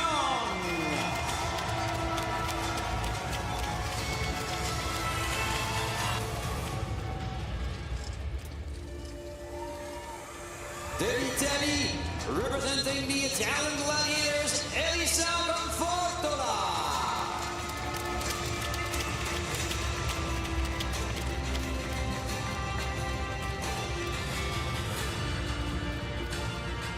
Des Pays-Bas, representing the Dutch Lions, Sandra Belzeboer.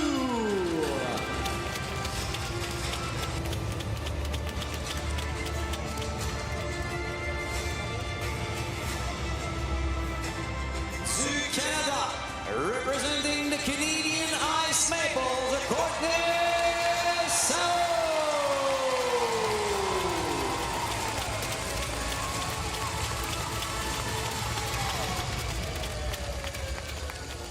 Des États-Unis, representing the USA Eagles, Kristen Santos Griswold.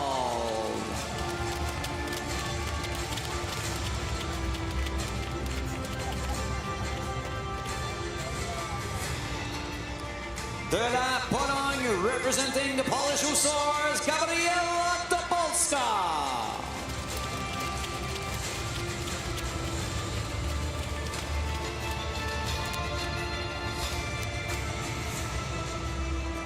De la République de Corée, representing the Korean White Tigers, Ken Gilly.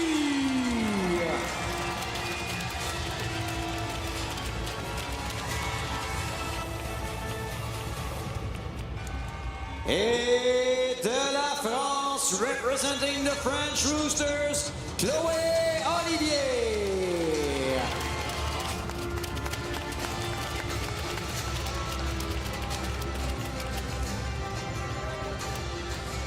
Big moment for Olivier.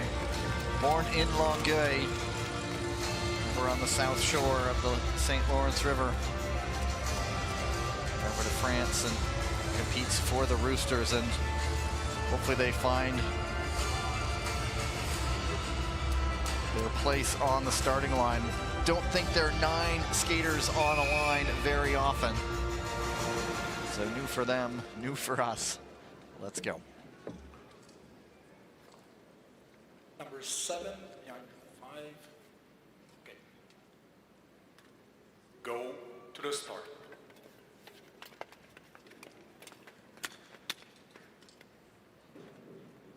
Ready.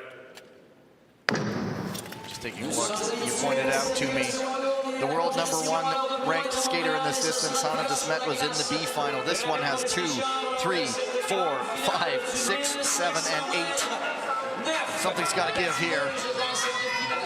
Well, with 9 skaters on the track, you can't find yourself caught at the back. That's way too much of a distance to overcome. You can see that they take up over a half a quarter's length when they're all in a train like this. So you got to be near the front, because when that pace picks up, it's going to be too much work to do from way back in the pack. Goddard, this has been the tactic so often, get to the front, but Sereau has shown an ability to make a pass almost in any instance. From Fortola getting up the inside of Santos Griswold. Now the moves begin. Inside, 9 to go. Here comes Kim Gilly, here comes Choi-Min-jong. Sereau responding, she felt Kim Gilly on the outside. Now we're getting tight together. Choi-Min-jong looking around as well, trying to duck up the inside in a second. That push is started out. He moves around to the front. Sereau getting squeezed out there, decides to bring it all the way around to the lead.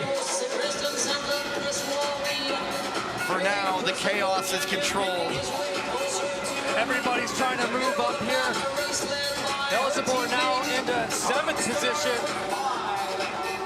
Stoddard controlling the lead, dropping the arm, picking up the pace now. Stoddard, perhaps tired of bronze, 3 of them from a week ago. We depart Montreal after this week, after these races. Thoreau into the lead. Stoddard battling back. Choi-Min Jung and Kim Gilly very relaxed in positions 3 and 4. Kim Gilly winding up, but Santos jumps up the inside now. 2 left in Montreal in the women's 1500. It is still Stoddard. We await Thoreau. We await Choi. There's the bell. Stoddard, what is there left in the legs? Here comes Choi-Min Jung. On the outside. Round the outside. It is going to be the Korean White Tiger for gold.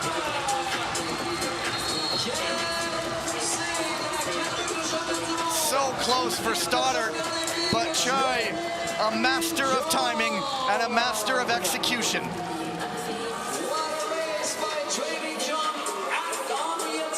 And you know, it's Santos Griswold for bronze. I believe, no, it's a photo. Not gonna call that one just yet, but Stoddard for a moment had it there, but Choi-Min Jung is the world champion for a reason. World champion, Olympic champion, Choi-Min Jung. She stayed patient throughout that race. Everybody was fighting for those positions. She managed to stay relaxed. She kept herself in good position near the front, and she had the legs to finish. Thoreau and Stoddard were battling it out, back and forth, putting in huge efforts. All the while, Choi-Min Jung just waiting and waiting to strike on the outside to finish that for the win. The results are official. It's gold to Choi-Min Jung, silver to Corin Stoddard, bronze to Kristen Santos Griswold. Back-to-back for the defending Crystal Globe winner. And Stoddard in particular is also going to close up on Thoreau in the Crystal Globe standings for this year. And everyone came through. 9 skaters, somehow all of them stayed on their feet. Well, there was that battle between Thoreau and Stoddard. They were both kind of losing their footing, battling it out. That cost them a lot of energy. Again, Choi-Min Jung, the veteran here, showing why she's one of the greatest of all time in this event. There it is. The White Tiger taking it. Eagles 2nd and 3rd, and so Stoddard, pardon me, showing signs of frustration with the silver, but it is a very, very good performance, and she is really in the race for the Women's Crystal Globe, going over to congratulate Choi-Min Jung. And we can all expect Corin Stoddard is not done yet by any stretch. Another medal for her. And once she gets going, watch out, everyone.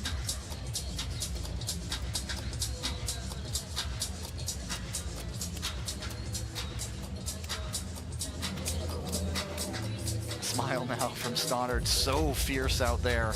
And there it is. Results official. Choi, Stoddard, Santos Griswold, all the way down to 9th. And I mentioned one more ice resurfacing break. We are not having one more, of course. We will do this medal ceremony, and then it is time to drop the curtain with the men's relay.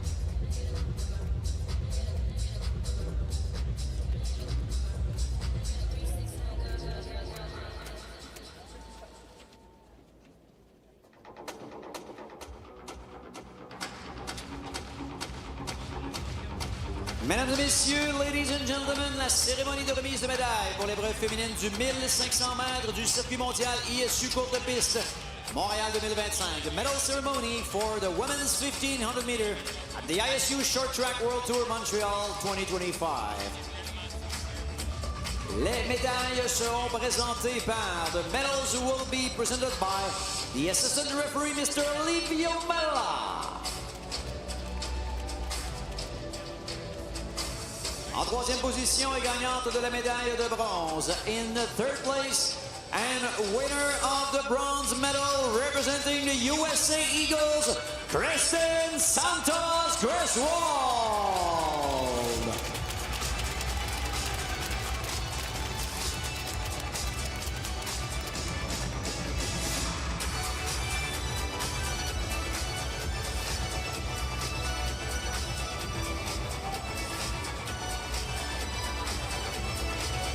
Kristen Santos-Griswold.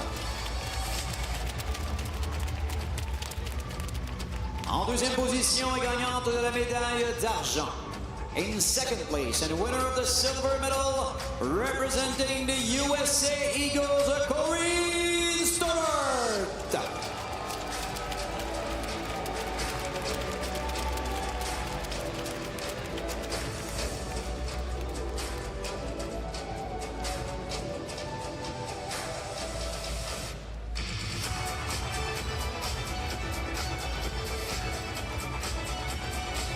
Corinne Stewart.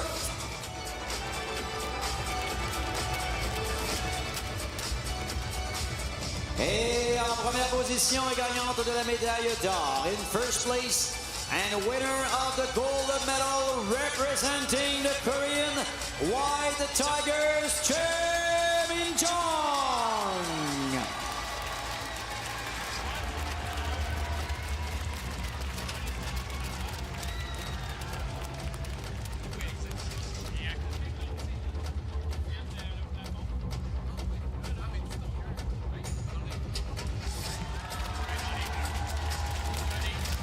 Choi Min-jong.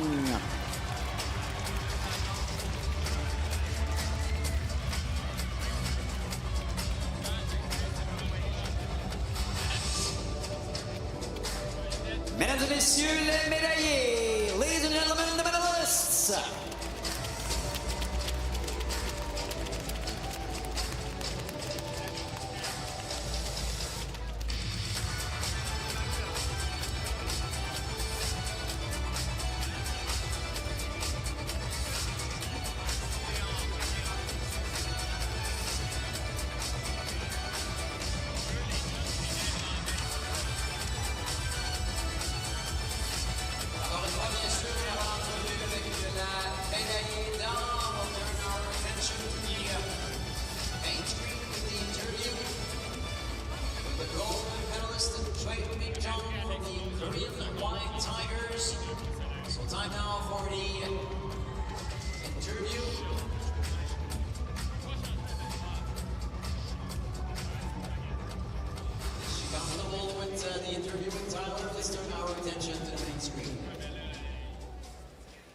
Down on the ice with Choi Min-jong. What an incredible finish. You had a beautiful outside pass to win the race. How do you feel? Honestly, I only expected this result, but I tried to do my best. So thank you for supporting to me. I love Montreal. Do you have anything to say to all your fans here? Yes, a lot, yeah. So many Korean audience supporting to me. Thank you so much. Congratulations. Very well deserved. Can you throw this out for us? Make some noise, faites du bruit, Choi Min-jong.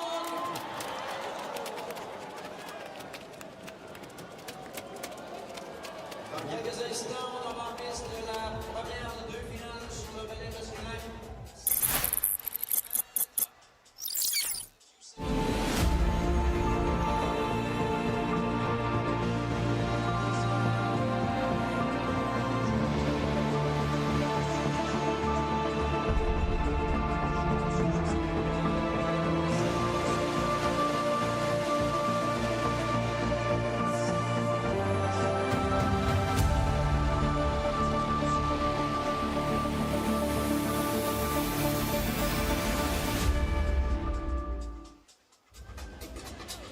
Can't ever count out Choi Min-jong, but so much depth in the women's field.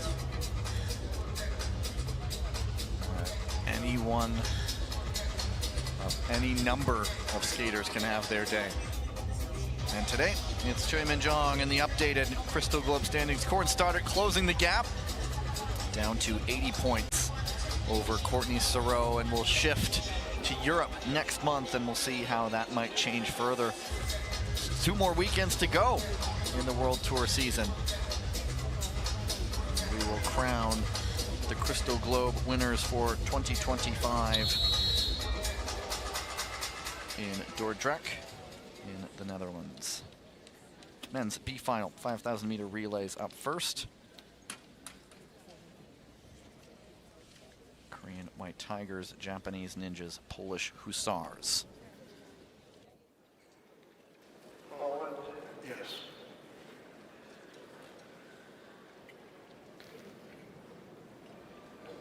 Go to the start.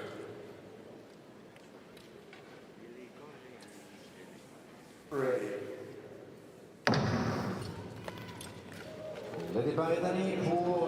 Dramatic opening. Michał Nowinski leading things off for the Polish Hussars. Has enough time to get a look at himself up on the scoreboard. That's for 5th, 6th, and 7th. He has Hwang Dae-hung behind him and Yoshinaga Kazuki. DNA Cellier on the ice for the Hussars. Felix Pigeon, Łukasz Kuczynski. The Ninjas also have Miyata Shogo, Hayashi Kosei, and Watanabe Keita. Lee Jun-so for the White Tigers. Also on their roster, veteran presence there. And that was just Kim Jong-un making a very almost delicate push. Not a lot of muscle behind them at this stage of the game. Here for the start of the 2025-2026 season. The Team Republic of Korea, the Korean White Tigers, won gold last weekend at the first stop of the season. So on the ice for the White Tigers. And won bronze at the last World Championship. Tyler, as the analyst, this might mean something to you. Apparently all 9 of the top skaters in the 1500 were under 2 minutes and 20 seconds. That's a quick time. It just shows you, though, how much skaters wanted to be at the front, how hard Corey Stoddard was pushing the pace with Soro at the lead. It made for a lot of difficult passes in that race, and that just, the speed was so high you couldn't really go around the outside unless you're Choi Min-jong in the end doing it.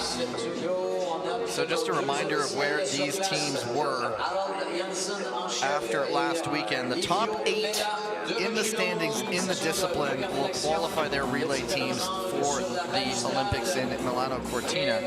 The Japanese Ninjas sat in 7th. The Polish Hussars sat in 12th. And the Korean White Tigers were in 1st, as of course they won both the men's and women's relays a week ago. And so particularly the Hussars will get a good jump up. They would love to get a 5th, of course, but they will get a good jump up those rankings. Yeah, the Polish are really have to take this race seriously. A lot of points at stake for them here. If they can get that 5th place, if they can win this B-final, they get those 5th place points, those will be critical for them towards qualifying for the Olympic Games. But they're in with some tough competition here. They do have a 7th place essentially locked up. Yep. So they have that in the back pocket, but this will be one that they are going to take very, very seriously. Well, one thing that's usually a big factor in the relay is the ice conditions. You normally have 4 teams on the ice. The ice gets worn down throughout the race until we get to those closing laps. But this race going a little bit slower. They're applying less pressure to the ice in the corner. It's keeping the ice pressure, added by the fact that there's only 3 teams rather than 4. So that's going to give some of these skiers a little bit more confidence at the end of the race to be more aggressive in their skating. They're going to feel the ice conditions are better. When you feel that confidence, it can lead to more passing. Inside 27 laps. Now here we go. Hwang Dae-hung.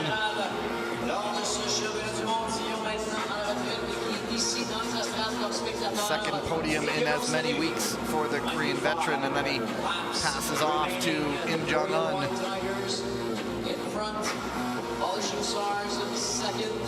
And for the lead on the exchange, DNA Cellier. Polish Hussars showing outstanding there. Well, the slow start to this race will also add to the fresh legs of these skaters. So they're going to be feeling pretty good going into these final 22 laps here as we hit the halfway point of this 5,000-meter relay. And the coming together of Polish and Korean sides, and that allowed Watanabe Keita to read the situation and scoot up the middle there. But hey, talking about fresh legs, I'm looking out there, there's Hayashi Kosei, and he only did the 1500 this weekend. And so he must be feeling pretty good in the grand scheme of things. Well, that means he's been off all day today. This is the first time he's hitting the ice, so he'll have fresh legs, but he's also unfamiliar with the ice conditions. So fortunately, that slow pace at the start allows some of these skaters that may not have raced today to get kind of a feel for the ice and how it's holding up, what kind of pressure they can put on it. A teammate can only give you so much intel until you actually feel it for yourself. Absolutely. And it's Cellier back to the lead for the Hussars.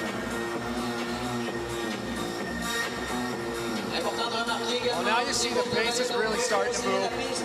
Down to 8.8 second laps, 8.9 on this one. Anything sub-9 is a quick pace.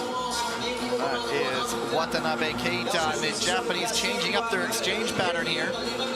So interesting if this was part of their strategy. I didn't see any incidents that led them to intentionally changing or unintentionally changing their exchange pattern, but they're off cadence from the other teams.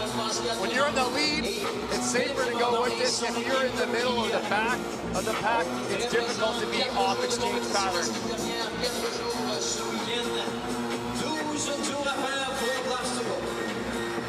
Well, now we see the Hussar now coinciding with the Ninja exchange pattern.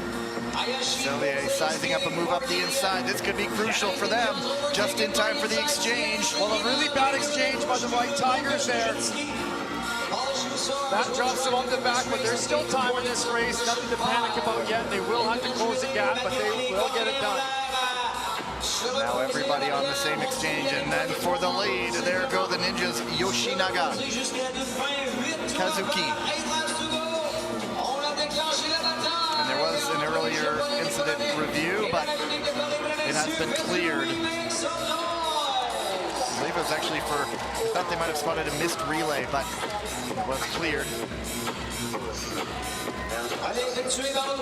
Well, the Japanese Ninjas going off exchange kind of created some confusion for the teams there, but now they're back all on the same exchange pattern. And the White Tigers have closed it back up. DNA Cellier under pressure. Just in time for the exchange, Watanabe with a little bit of an advantage. And now you can see the fresh legs coming to use. Attacking the pace out in front is Yoshinaga.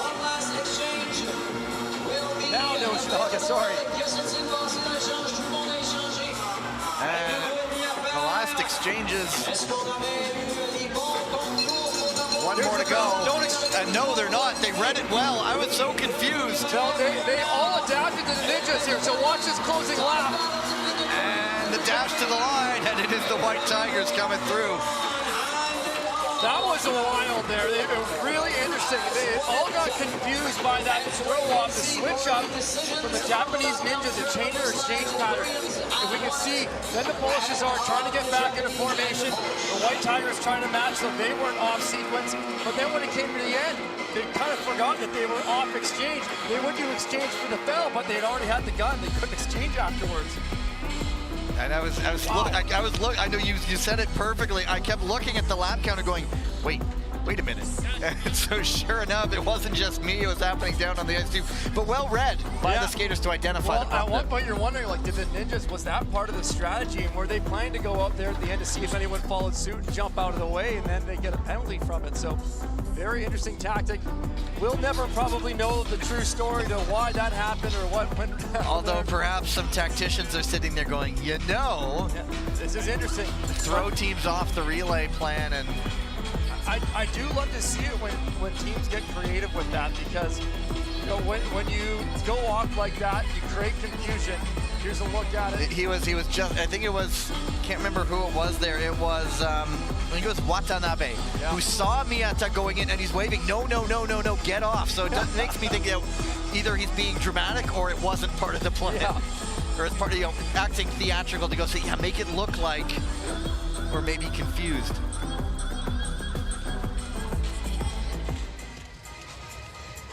And so now they are taking a look at seeing if that confusion did lead to anything. But either way, for the moment, well, one of the incidents they were looking for was a missed relay touch, because at one point the Polish were going out for an exchange and then kind of called an audible to go, no, get back to the other corner. Let's get on pattern with the Ninjas. They cleared that one though. And so the results are now official. So the White Tigers take the B final, the Ninjas second, The Hussars third, and so Korea will be fifth, Japan sixth, and Poland seventh. One more to go. Well, it started slow, but they gave us a show there, finished with a bang. That was a lot of fun to watch. Too. Yeah.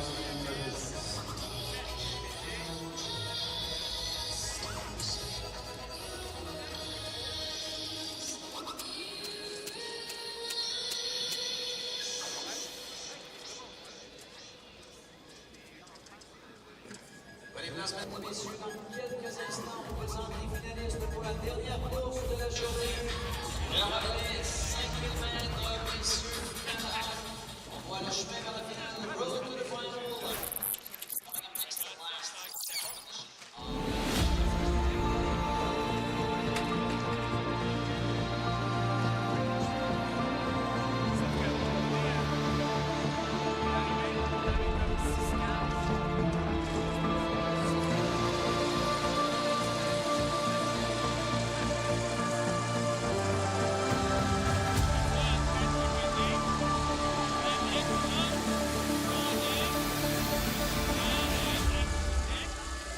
Mesdames et messieurs, présentation des finalistes pour l'épreuve masculine du relais 5000 mètres. Time now to introduce the finalists for the men 5,000 meter relay. Champion du monde et champion olympique en titre, William Danjou, Steven Dubois, Félix Roussel, Maxime Laune, les érables de glace canadiens.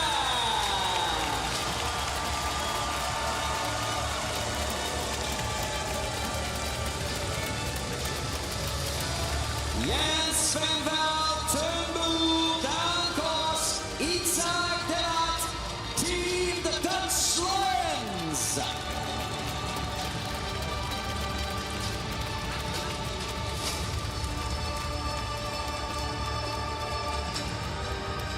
Pietro Sigel, Thomas Nadalini, Luca Spagnaza, Andrea Cassinelli, Team Italian Gladiators.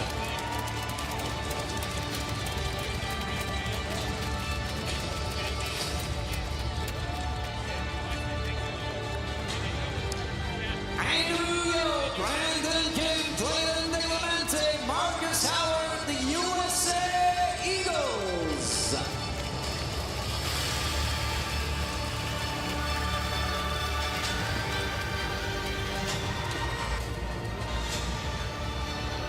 I am a fan of the Italian men's relay with their orchestra warm-up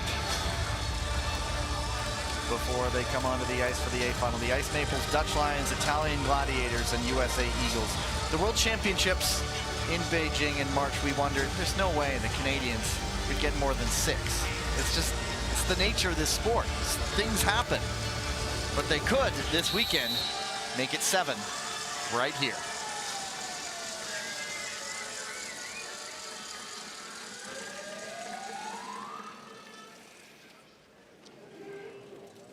Starting skaters in position will be Maxime Laune for Canada, Thunborg for the Netherlands, Luca Speckenhauser for the Italians, and Clayton DeClemente for the Americans. Go to the start. Ready. Good celebrations for the USA after they got to get to the A final. There was an advancement in their previous race. Huge opportunity for them. They were sitting 10th after a week ago, and as we've spoken about, questing for one of those 8 top relay positions after the World Tour. Only 8 teams going to the Olympics. Van der Vout on the ice. These will be the finishers. Jens Van der Vout, Andrew Hio, Pietro Sigel, Félix Roussel. Merci d'avoir été avec nous cet après-midi et allez-y de vos meilleurs encouragements pour cette dernière course de la journée. A weekend ago, it was the Korean White Tigers taking gold ahead of the Chinese Lungs and Italian Gladiators. Neither of those top 2 steps on the podium are here, but in their place could be some very, very good teams as well, of course.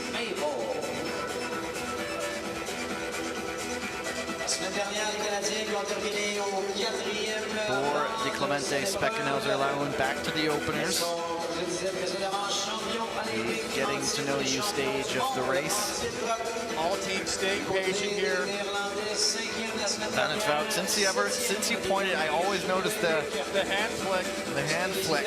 Well, sometimes if you're a skater drafting, you come up a little bit close, you're going to get that hand flick right in your glasses. It might pull off. So maybe a little bit of a back off signal. It's Zach Delat. I think it's Medusa on his helmet. That looks like anyway. It looked like a snake in the hair. Snake-haired woman. Anyway.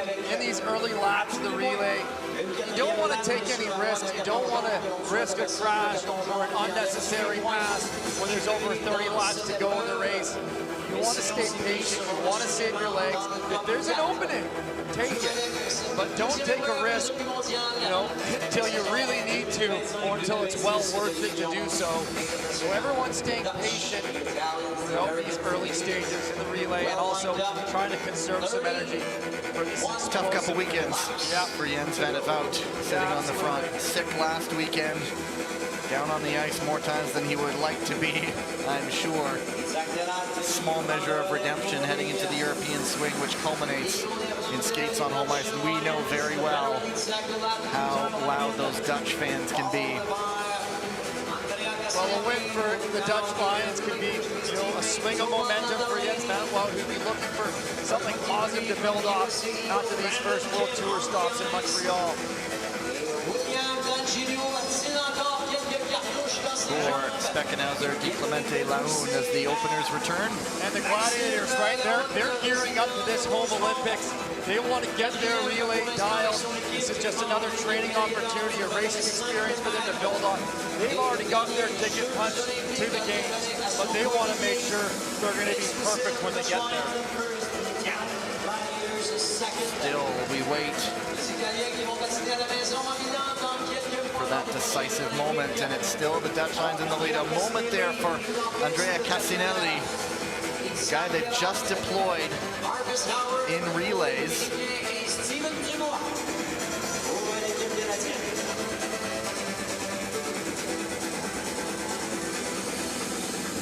And Koss. I think he was busier last weekend than this one. He had so many races to get through last weekend.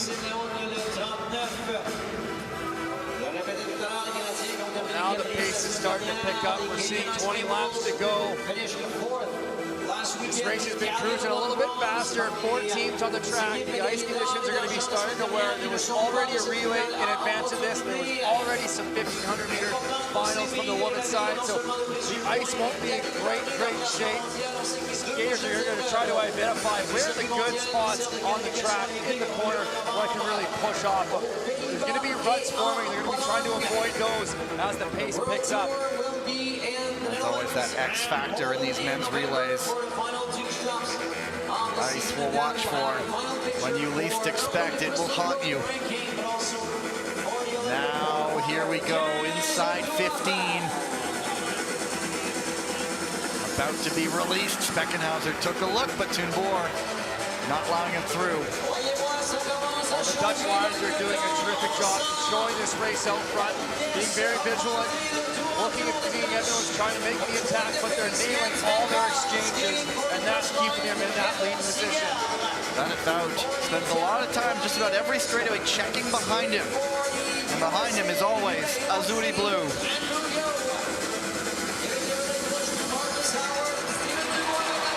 And Dubois now into third.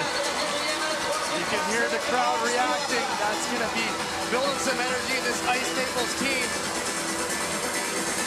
Brandon Kim now perhaps taking a look around Donjanu. Dan Koss keeping it together there. Natalini behind him. Awkward exchange by the Dutch, but they did what they could to hang on to the lead.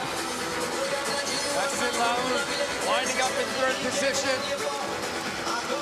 You can see that wide speed track, maybe looking for a passing exchange, but the Dutch Lions keeping it.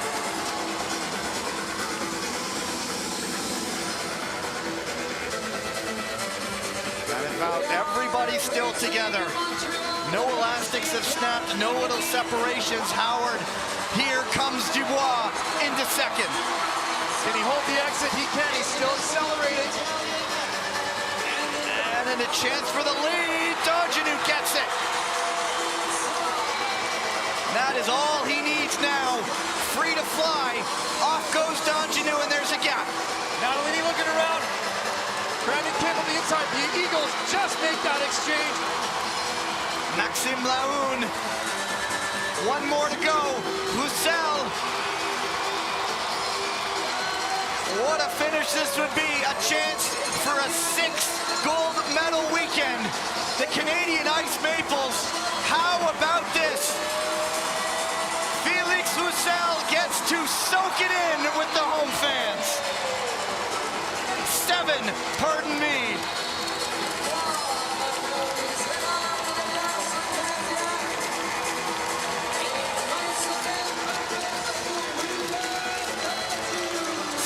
Gold medals. Unbelievable. When the Canadians started on there, they just blew apart that race. They just flicked the switch. They took off. They left everybody in the dust behind them. Felix Roussel bringing it home comfortably with 2 laps to go. What more can you say? Jordan Pierre-Gilles up there so often on that relay, joining the celebrations. Mathieu Pelletier, the other team member there. The Dutch Lions did hang on for second. Itzhak Dalat under a lot of pressure by Steven Dubois, but then they set it up on that exchange for Dongenu to go to the front. And the USA Eagles, great performance for them, finishing in 4th.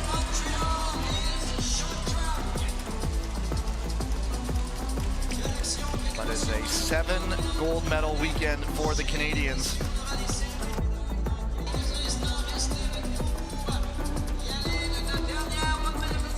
You think it's only going to get harder from here. They won't have the trappings of home until the World Championships. But in this kind of form, they can do anything, can't they?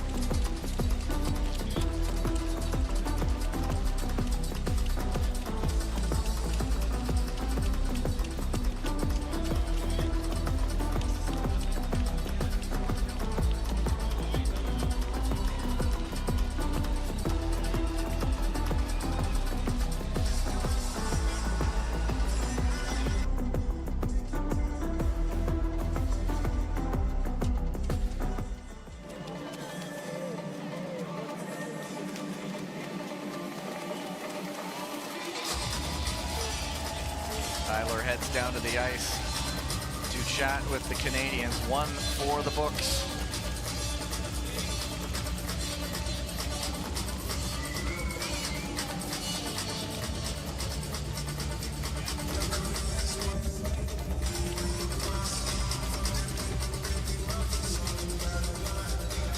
There you go. Ice Maples for gold, Dutch Lions for silver, Italian Gladiators for bronze. For the 2nd weekend in a row, the Gladiators going for bronze. 2 different teams in front of them.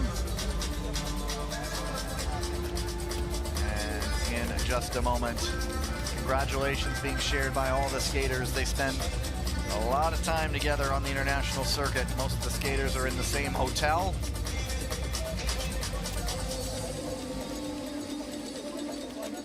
So much familiarity. But in just a moment, the final victory ceremony from Montreal.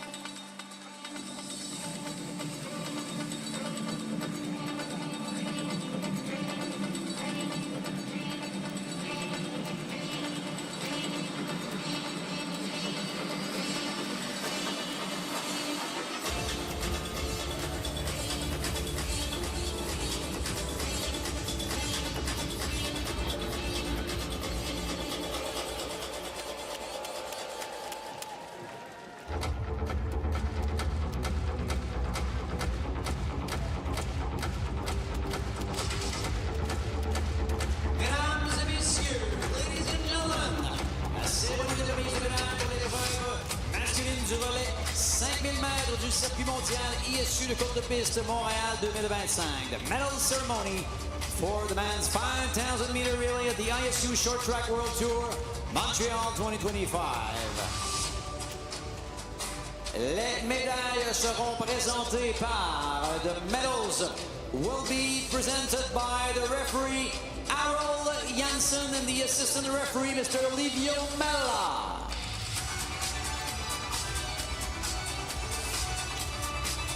En troisième position et gagnant de la médaille de bronze. In third place and winner of the bronze medal, the Italian Gladiatori, the Italian Gladiators.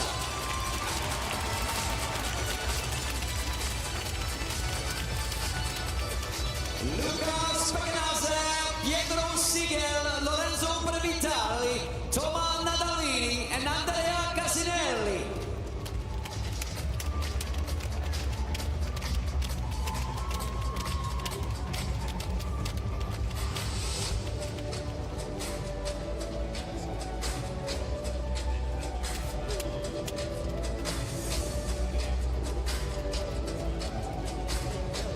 Team Italy, the Italian Gladiators.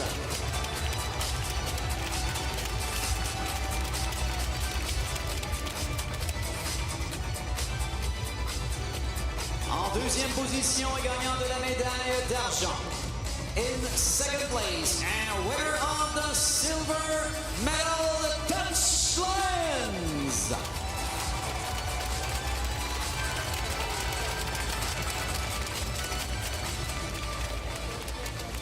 Turnbull, Itzhak Delap, Kai Hoesman, Don Kos, Jens van Veld and Nelly van Vout.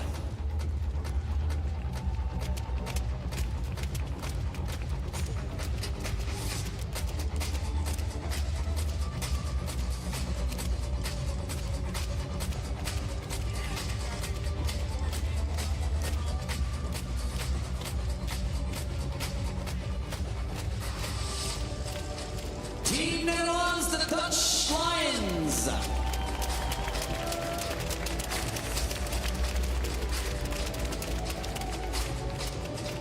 Et en première position, gagnant de la médaille d'or.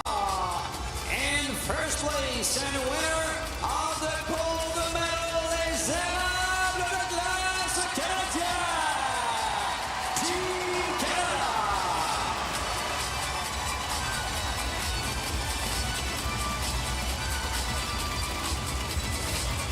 Félix Roussel, Maxime Melon, Steven Dubois et William Dartidou.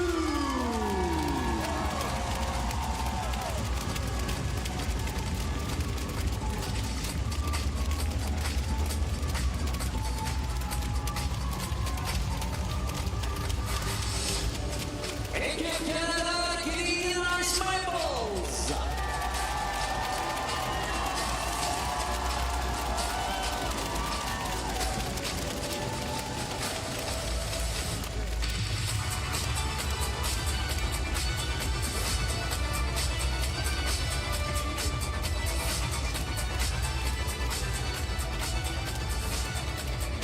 Mesdames et messieurs, les médaillés, ladies and gentlemen, the medalists.